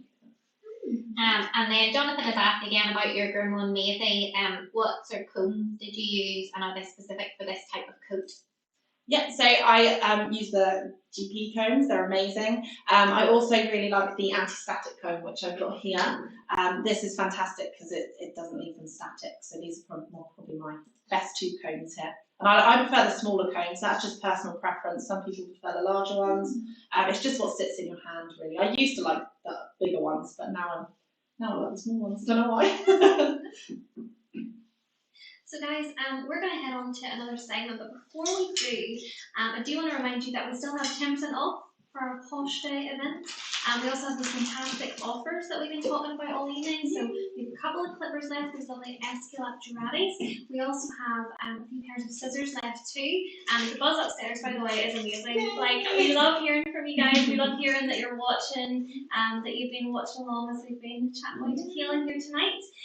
But now I have a couple of questions for you about your non-grooming essentials. Because obviously we're talking a lot about the product that you actually use on the dogs, and why that's so important to cover. Obviously there's things that you might not use for grooming per se, but they're still really important. And there's a couple here that we specifically wanted to ask you about. So happy hoodies, first of all. Talk to us about those. When and why and what do you use them for? When I use these and I take pictures of the dogs in the bath with these on, the owners absolutely love it. They think it's so hilarious, especially if they've got a boy dog and I put them in a pink happy hoodie. They're like, oh, I love it, thank you. These are amazing for anxious dogs, nervous dogs, any that are a bit scared of the dryer. And it is really loud. We're meant to wear ear defenders because a lot of the blasters that we buy on the market are actually louder than our ears are meant to take. So we're meant to wear ear defenders, which I hope all of you groomers wear because you need to protect your ears. I didn't wear them for the first 5 years, and sometimes I'm like, what? So they really do make a difference. But the dogs are the same. Dogs have actually more sensitive hearing than us. So if anything, they're more important to cover their ears and make sure that they feel safe and protected. And whilst you're blasting the rest of the dog, these actually dry off the ears a bit. So expand your ears. They're amazing. Expand your ears. So I put them in, and while I'm drying the rest of the dog, it takes away most of the moisture from the ears, and then I'm ready to kind of straighten them after. Brilliant. They're so adorable, honest to goodness. Like, I know what you mean about those tailors, loving them, because we actually have one for my dog. He's a Jack Russell, so obviously doesn't need grooming, but very nervous. So kind of, around the fireworks season, put one of those on him and he's a lot happier. Yeah, definitely. You can use them for multi-use, not just grooming. So fireworks, anything that they're a bit nervous about. Yeah, absolutely. And the cool thing about those is you actually get 2 in a pack, I believe. So you get like a small one and a large one, meaning you're covering lots of different breed types as well. Even better. I've used them on my poodle as well when he used to dunk his ears before we were going to a show. If he was going to dunk his ears in the water or his food, I put a happy hoodie on it. No way. Stop him to dunk it. Yeah, he looked at me like, what are you doing to me? It's like the wonder tool that every girl needs, right? Yeah, absolutely. What about towels then? Because obviously we get a lot of questions about drying times as well, but a good towel is probably a really good place to start. Yeah. So we've got this lovely one towel here. Yeah, absolutely. So chat through it. I mean, I've heard there's 2 schools of thought on this. So there's the kind of thing that we would do with our own hair where we could like ruffle it a little bit, or some people like to press it in and kind of soak the water out. What do you like to do? So we don't actually use many normal towels. We use mainly these because you can't save yourself washing, to be fair. You don't have to do washing. And they're actually more effective than towels because they soak up a lot more water. And then you can just bring them out and use them for the next section of the dog. So these are really, really good in the salon. I absolutely love using them. They're really good. But we don't rub in the salon, we dab. You dab, yeah, absolutely. Just in case someone should mat them up a bit. Oh, absolutely. Of course, you don't want your demat to have to come back into it. Fantastic. So you're really pressing it into it. Fantastic. And then you can bring it out and see all of the water you've got. It's really good. They're really nice and absorbent. So they're going to take all the water out of the coat. Brilliant, love it. The other thing that we have here is one of our grooming nooses. So I know that whenever Musing's on the table there, you obviously had her with her grooming noose on. Chat to us about this. We've got the Groom Professional grooming noose here, but this is just one of the material ones. Do you prefer to use those, or? I love this one. So sometimes if I have a few days off, I'll get it out of the packet so you can see actually. Sometimes if I have a few days off and someone's moved it and I go back in and I go, where's my grooming noose gone? I really like this one because it's quick release. So, and it's quick dry with the material. I find the rubber ones can cut in sometimes, or the padding can kind of break off. But this is also adjustable and quick release. So you put this around the dog's neck, and if they're struggling at all, then you can just unclip it really easily. It's really easy to adjust. So when you buy grooming nooses, you can get small ones and long ones in most nooses that you buy, whereas this is adjustable, so it's one size fits all. So if you have a tiny dog down here, it fits here, and then if you've got a large dog, you need it up here. It's really easy to just adjust, which I really like. Fantastic. I mean, the more breeds you can do with one product, the better. Yeah, so switching up every 2 seconds. Love it. In terms of any other kind of non-grooming salon essentials, I know that you talked earlier, like as a groomer, it's so important to have your PPE. Yeah. So you have your ear defenders. Is there any other kind of safety or hygiene products that you would use for yourself? I love the masks as well. Yeah. The Groom Professional mask with the air vent in, fantastic. And it wasn't until COVID hit, actually. I've never really worn a mask before, but I've noticed I cough less because I'm not inhaling dog hair all day, I guess. So I think even after restrictions lift, I think groomers are probably still going to carry on wearing masks, ear defenders. We also use bee hats sometimes. We look very funny in them. Just with the double-coated dogs when we're glassing, or visors and things like that. Really good. It's good to protect yourself. Absolutely. You got to look after you as well. Yeah. Absolutely. Do we have any questions from our wonderful audience? We do. So first of all, your big sister is watching. She's asked if she can borrow the doodle-doo detangling spray for her kid's hair. I don't mind. Fred has also asked, Amber, maybe you can help with this one. What's the thing on the table you have the scissors in? This Love guys. This is the scissor cylinder. Yes. Love this. It's really good. You can get one with a little pot on the side as well to hide dog treats in. It's really good. But it's got this protective layer. I don't know what you call this. I mean, we call them noodles. I don't know if that's the technical term. Oh, nice. Yeah. So it's got these in. I'm not sure if you can see, but it just really protects your scissors.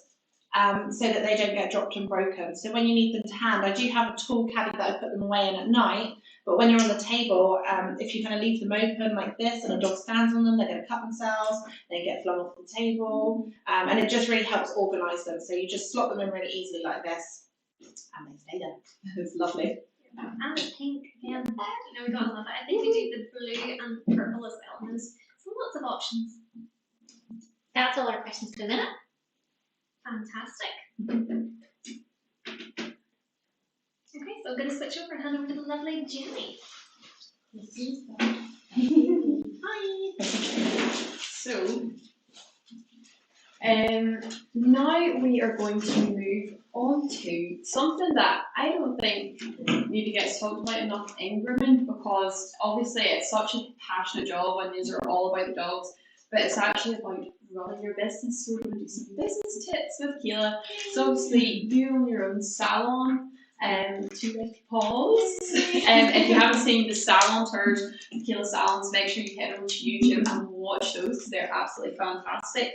But you recently wrote a blog for us, which I love the title of "Work Smarter, Not Harder." Yeah, definitely. That is a life motto if ever I've heard one. I only learned that after like year 5, and then I was like, And that's what I was going to say, because you mentioned burnout in it, and have you experienced burnout? 100%. It's horrible. You're trying to please everyone, and when you start up a business, it's really good if you can be really busy. I was very lucky. I started in a high street salon. There wasn't any salons really in the area, and I was busy from day one, which is so lucky. But I was working on my own. I shortly after employed my sister on Saturdays, but she had young children, so she couldn't commit more. And it was hard. It's hard. You're trying to do about 5 jobs with one person. You're trying to please all of your customers because you don't want to lose customers. Yeah. So I was trying to fit in. I was doing probably 7 in the morning till about 7:30 at night, just to please other people and fit around their schedules. If they go, oh, well, I can't do it until 7 o'clock, I'd be like, okay, I'll do 7 o'clock, even though I've been here since 6:30, 7. And it gets really tiring, along with all the admin that comes with running a business. A lot of people don't appreciate how much admin there is to run in a salon. It's a lot, especially if you have staff. There's a lot of avenues you have to go down for certain things. So you need time to do that. The best thing I ever done was book a working from home day. It's my breather to organise everything. Yeah, of course. It's maybe about, setting boundaries, not only with your clients but with yourself, and going, no more. I need to take a break. Yeah, and it's really hard to get to that point where you can set boundaries comfortably, but you have to take your own mental and physical health into account, definitely, and make time for yourself, make time for your family, your own dogs. My breathing space is when I go for a dog walk in the evening. I don't even look at my phone. I have a no phone rule because I know there'll be messages on there. So, and that's my breathing space. It's about finding what works for you to kind of relax and wind down before you go to bed. And what would you say to groomers maybe in helping set those boundaries? Like, what would you say to your customers if they were like, I can't do this? Like, what would you suggest to them? Just always think there's always other clients. If someone is demanding lots of stuff from you, you're probably not the best groomer for them. And just appreciate yourself and your work hours. If you say you're working till 5:30 because you've got commitments and someone's trying to push you to work at 7 o'clock, you just have to set your boundaries. It's really important. It's hard, but you'll never look back again once you know your rules. And then customers learn. They know that you're closed on Sundays and Mondays or whichever days you close, and they get used to that routine. People know we're closed on Sundays, and Mondays sometimes. And people just get used to not calling, and like any other shop, we know that Tesco and Sainsbury's is closed on Christmas Day, so we don't go. No, exactly. And whenever you're grooming, is there any like tips and tricks that you would use to maybe help you with your business, anything that helps you speed it up, things like that? Comb attachments are my best friend. I use comb attachments on probably 98% of my dogs. I know I specialise in hand scissoring, but I actually don't hand scissor many of my dogs in the salon because it's just not effective. No dog wants to be in my salon for more than like 3 hours at tops. So it's just finding those things that work for you. Comb attachments I love, good products I love. That makes work easier, definitely. Definitely things like the Groom Professional Fast Dry Spray as well, I know helps a lot. I love that stuff. Speeds up drying time. I tested it too. You tested it? Yeah, I tested it before I was a brand ambassador, I'd just like to say. So before I was here, I tested this on a cockapoo because I didn't believe it. Honestly, I was like, it can't be that much different. So I tried it on a regular cockapoo. I had no kind of variance, so nothing changed. Same schedule, same length, and it saved me 8 minutes on drying time. One dog. So I was really like, wow, this is pretty good. I actually really like this stuff. And then they released 2 other scents, and I was like, yes. So yeah, I really rate that one. I love it. Goes on every dog. And obviously in your salon you would employ staff, said that you took on your sister, things like that. How important is it to have a really good team around you? So important. I'm so lucky to have such an amazing team at the moment. We all kind of specialise in different things, and I've got an amazing manager at one of my salons, and that takes huge pressure off me. If you don't have a good team, it all falls back on you, which makes it harder. So, and then you get to the point where you're like, I might as well do it on my own if it's hard. But when you have a good team bouncing off each other, who get along in the salon, who pick up kind of the slack, and people have bad days. I have bad days. Everyone has bad days. But it's about knowing people's kind of triggers in your team and picking up when someone's maybe feeling a bit down or having some personal issues. It's just about being there for them and working as a team. Teamwork is everything. I couldn't run my salons without my team. And then we're going to touch on social media. Yes, obviously it's a part of our lives now. We have to accept it. I don't even know why I'm saying that. I'm a social media executive, so like I love it. And how have you found balancing growing your business in social media and then with the grooms? Is it a lot to handle? How do you handle it yourself? It is a lot. Scheduling posts is my saviour. I normally sit down on my working from home day and schedule posts for the whole week for all 100 pages I'm on. So it's just about prioritising and finding time for that as well. You have to prioritise your workload. So sometimes Facebook pictures get pushed back, so I've got more important admin to do, or if we've got more dogs to groom, then that gets pushed back. So it's just prioritising how you're going to figure that out.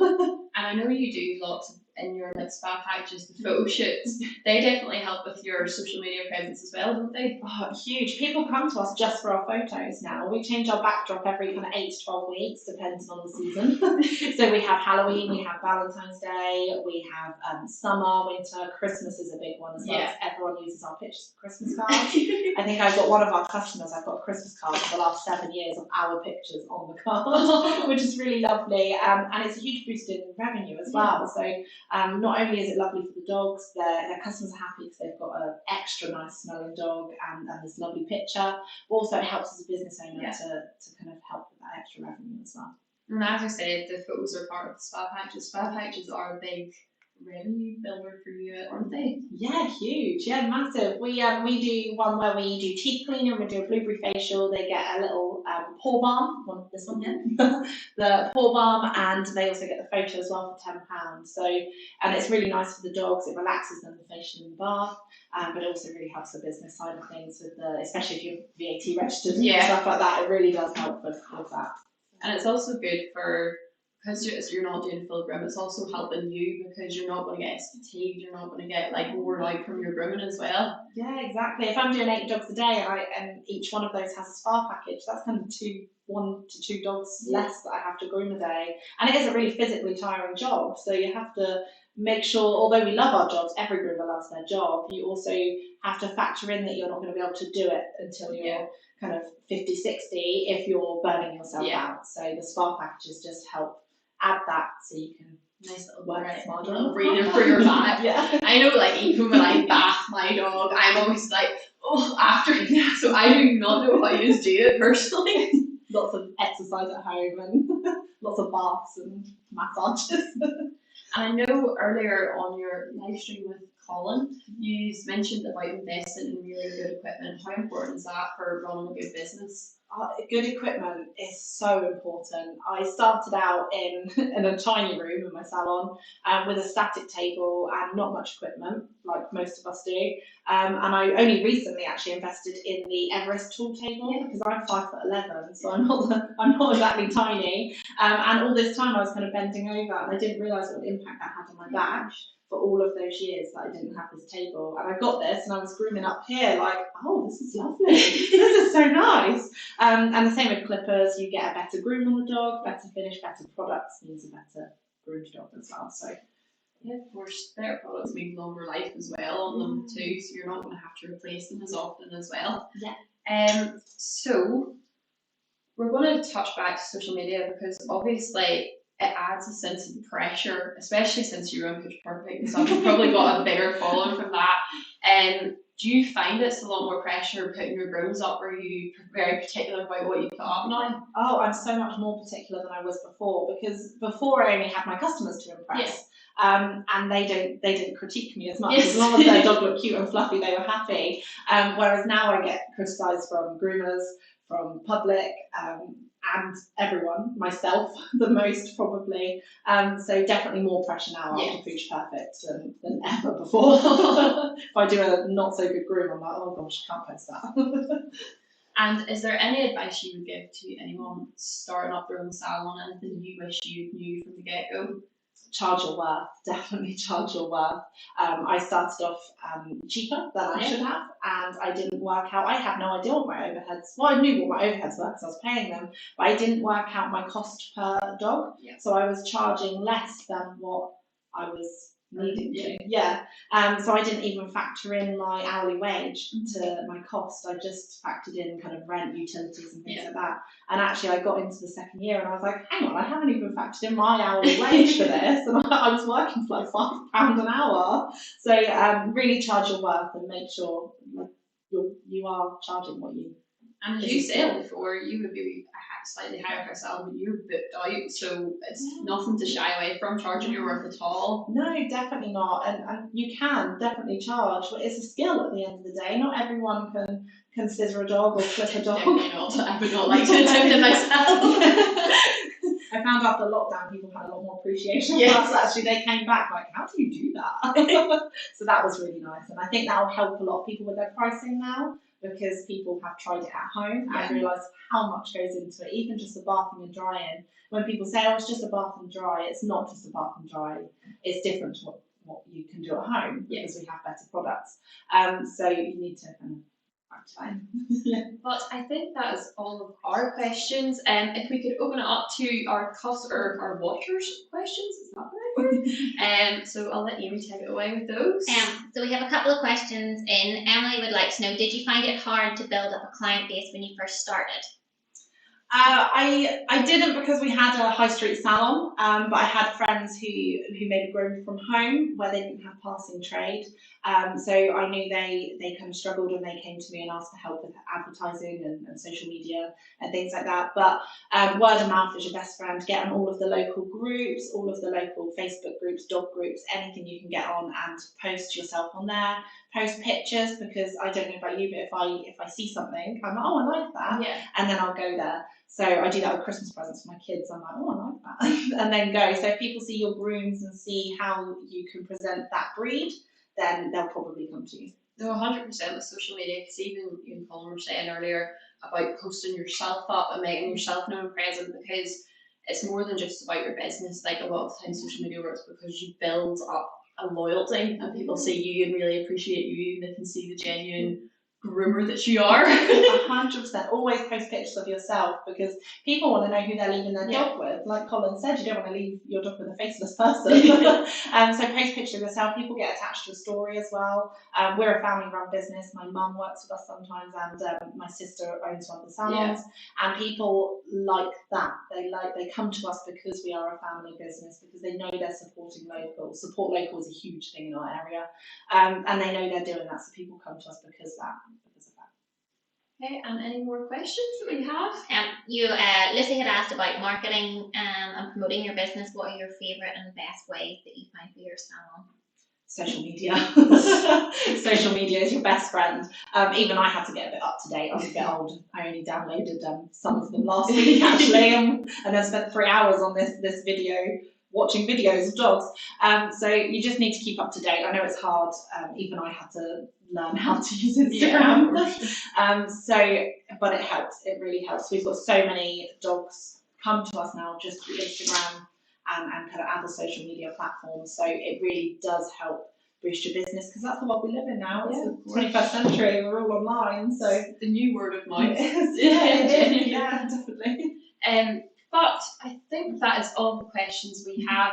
But I'm just going to remind you of our competition that we have running. So have you been listening during this live stream? Because in the last segment of our show, we will be asking you a question, and the first person to ring in with the answer is the winner, and the prize is worth over £600.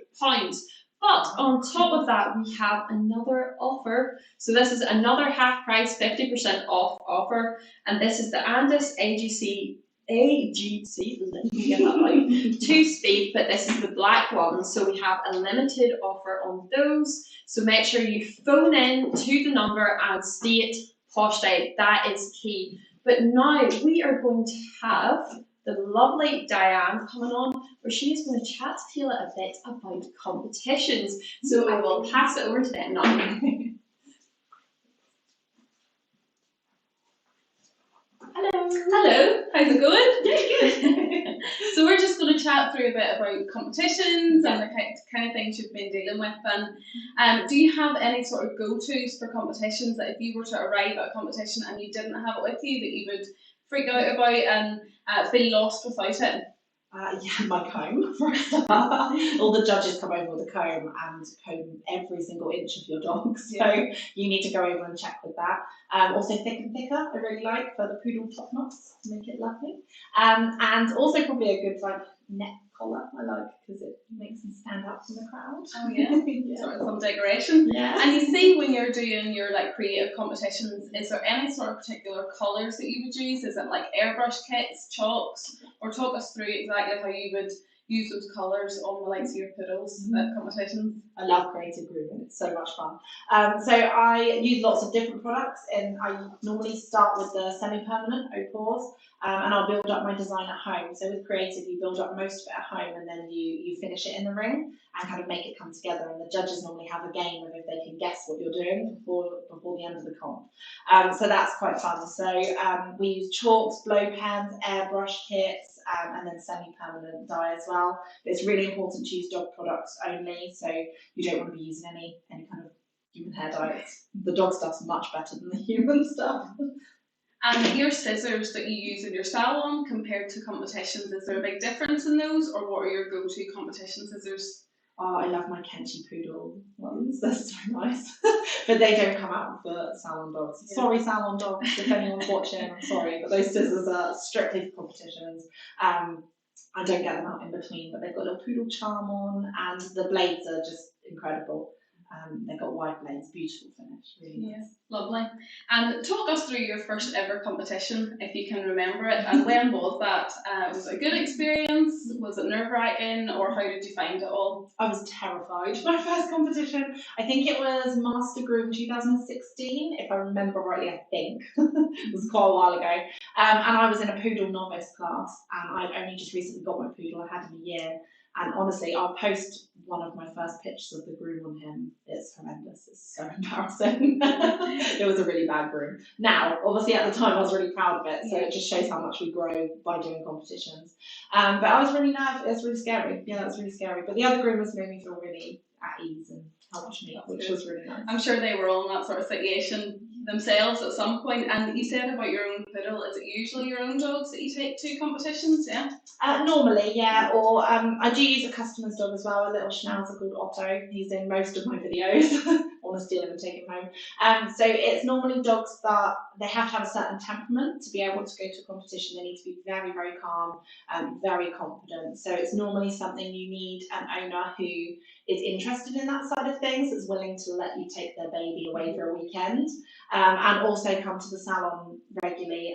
That schnauzer I was talking about comes 2 weekly to the salon, so it's very, very regular. A lot of people can't commit to that, so you need someone, if you are using a customer's dog, that's really going to keep on top of it and work with you. Yeah, and when you talk about that confidence in the competition, is there any products in particular that you would use that help to keep the dogs calm when they're in the ring, or any sort of techniques that you use to keep the dog calm that you can get your best work done?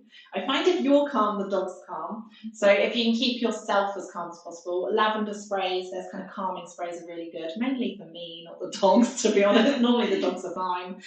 Treats, I take a really high value treat, so something they wouldn't get at home necessarily, or they might get at home, but like cheese, chicken, ham, things that are really high reward, because then they associate it with that they get something really nice for it, which is good. Oh, that's good.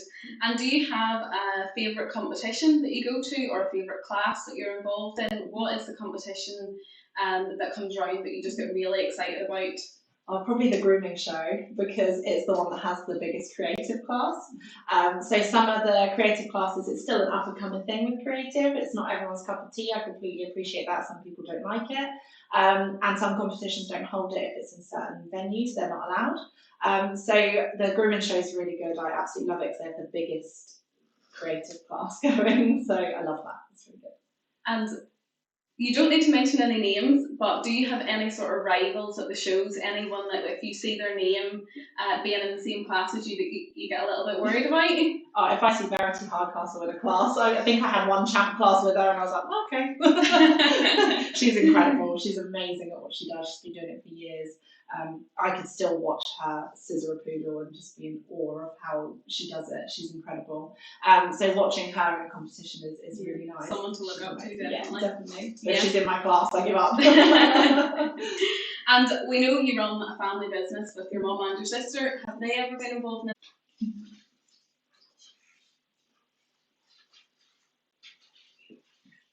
Well, hello there. Hi there. How's it going? Yeah, good. Fantastic. No, I love hearing about your competition experiences, Kayla. I had the chance now to go to a couple of grooming shows where they're having competitions as well, and I just love watching the groomers, especially the creative stuff. Especially when I used to have the pink hair and you would see a bright pink poodle. I was like, we're friends, we're connected, I think. The creative ones always have like a bubble of people watching around them. It's really fun. Literally, like little children kind of following them mindlessly, like, whoa, it's so beautiful. It's so cute though. I just want to remind you guys very quickly that we do have those awesome offers and there are very limited supplies left, okay? So just to remind you what they are, we have the Escalap Giraffe Clipper, the pink and white model, and we have a couple of those with 50% off. We have our lovely scissors, so we've got the My Style 8-inch straight, we've got the Midas 8-inch straight, the Blue Quartz 26-tooth chunker, the Serious 5.5-inch straight ball tip scissor, 50% off all of those scissors. And again, those have been really popular upstairs. Like the buzz around the scissors have been so good. So everyone just going, Pawsh day! absolutely, they're screaming it down the phone. It Aw. sounds good. It's so exciting. So do keep calling it, especially if you have your eye on one of those. And then of course the lovely Andis AGC clippers as well. And we have those left in the burgundy colour. So do make sure that if you are interested in any of those, that you phone quickly, because when the live stream ends, the phones go off and the offers are done. So if you're interested, get in there straight away. So we have the absolute pleasure, Kayla, of talking about what exactly is in our competition bundle. I'm so excited. And of course it comes in a beautiful pink bag. Let's start with that. I want the pink bag. I know, Lovely. right? It's so beautiful. So this is one of the Christmas bags. And I suppose, like, do you keep all of your kit in a bag like this, or Yeah, so for competitions or just in general? competition like what do you do? Yeah, I have like a bag that I can carry. It's really important. It's really easy to transport and it protects your equipment. You don't just want all your very expensive scissors and blades just chucked in a bag. So it's really important to get somewhere that you can keep them safely. Fantastic. And this one's absolutely gorgeous. I just wish I'd have a little look inside. We have a look inside. It's like Christmas. I know, like what's in the bag. Remember those YouTube videos of the unboxings of what's in my bag? This My is kids it love right them. there. Obsessed. So we'll start obviously with the big chicken item, which is Wow. one of those gorgeous Durati clippers. Oh my goodness. And you were saying earlier, these are quieter than your hikers, things like that. So good for the nervous dogs. Really good for the nervous dogs. Yeah, super quiet and quite light as well, lightweight. Fantastic. Pop this down, if that's okay. What else have we got in here? So we've also got, oh, I think this is one of your favourites maybe? Possibly a little bit of GP Fresh Peppermint. Yay! I love this one. I love minty stills. Me too. And I suppose this is really like refreshing on the dog's coat as well. Yeah, and you can smell it for ages after as well. It's lovely. Fantastic. So a bottle of that, as it is one of your favourites. We've also got a pair of the Christmas scissors in here as well. And these scissors are absolutely fantastic. Can I see them? Oh, please, absolutely. Let's get them open, my word. Oh, they are really Oh, my word, pretty. they're so nice. Oh, wow. If we can get these. But then I will let you handle them. Don't drop these ones. Oh no, they're so gorgeous. The curves. Oh, they are nice. I know, and I love the colour. Yeah. Like it's such a vibrant blue as well. Yeah. And the tension, that's really good. It's got the grippy bit on. It's changed the tension. It looks nice. I like that. Absolutely beautiful. And a nice little carry case as well to keep them nice and safe. There we go. Fantastic, thank you so much. Do you want to pull out the next thing in there? Yes, let's go. Oh, scissor spritzer. Oh, Must have for not making all the dogs static. Makes it easy to scissor. Definitely a must have in a salon. here. Oh, this is one that you mentioned earlier actually, which was the 4-in-1 clipper spray. Yeah, it's really powerful. It's really good. I've used others and they're not as powerful. They don't blast it all out, but that gets it all out. Fantastic, love this stuff. It's an essential. What else is in there? Oh, this is my favourite. I think it might be. Balsam spray with a little spray nozzle. And what one have we got? Classic. I love People with smaller hands or who prefer working with the smaller tools. Lovely little pair of scissors there too. So that is everything in our fantastic competition bundle. That's quite a lot of stuff. that. Is a lot of stuff. How do Absolutely. I enter this? I know. Brilliant. So I'm going to switch out and let Jenny. So, we've just spoken about our fantastic competition bundle, and there is loads here. It's worth over £600, but it's now the question time. So, for those of you watching the live stream, it's been mentioned a few times, but the question you have to answer, and this is like I expect I'm really dragging it out, is what does Kayla say that she specialises in dog grooming? So remember, call the phones now, call Christies direct, first person in wins this bundle. So what does Kayla specialise in dog grooming? What does she love doing most? So that is the question, and we can't wait for you to call in and find out our winner. This is so exciting. It's such an amazing prize. I know, it's unbelievable, especially like those scissors. They are really Oh, they're lovely. But And we are just going to remind you of our flash sale that we have on this weekend. So remember, it is 10% off everything site-wide, absolutely everything.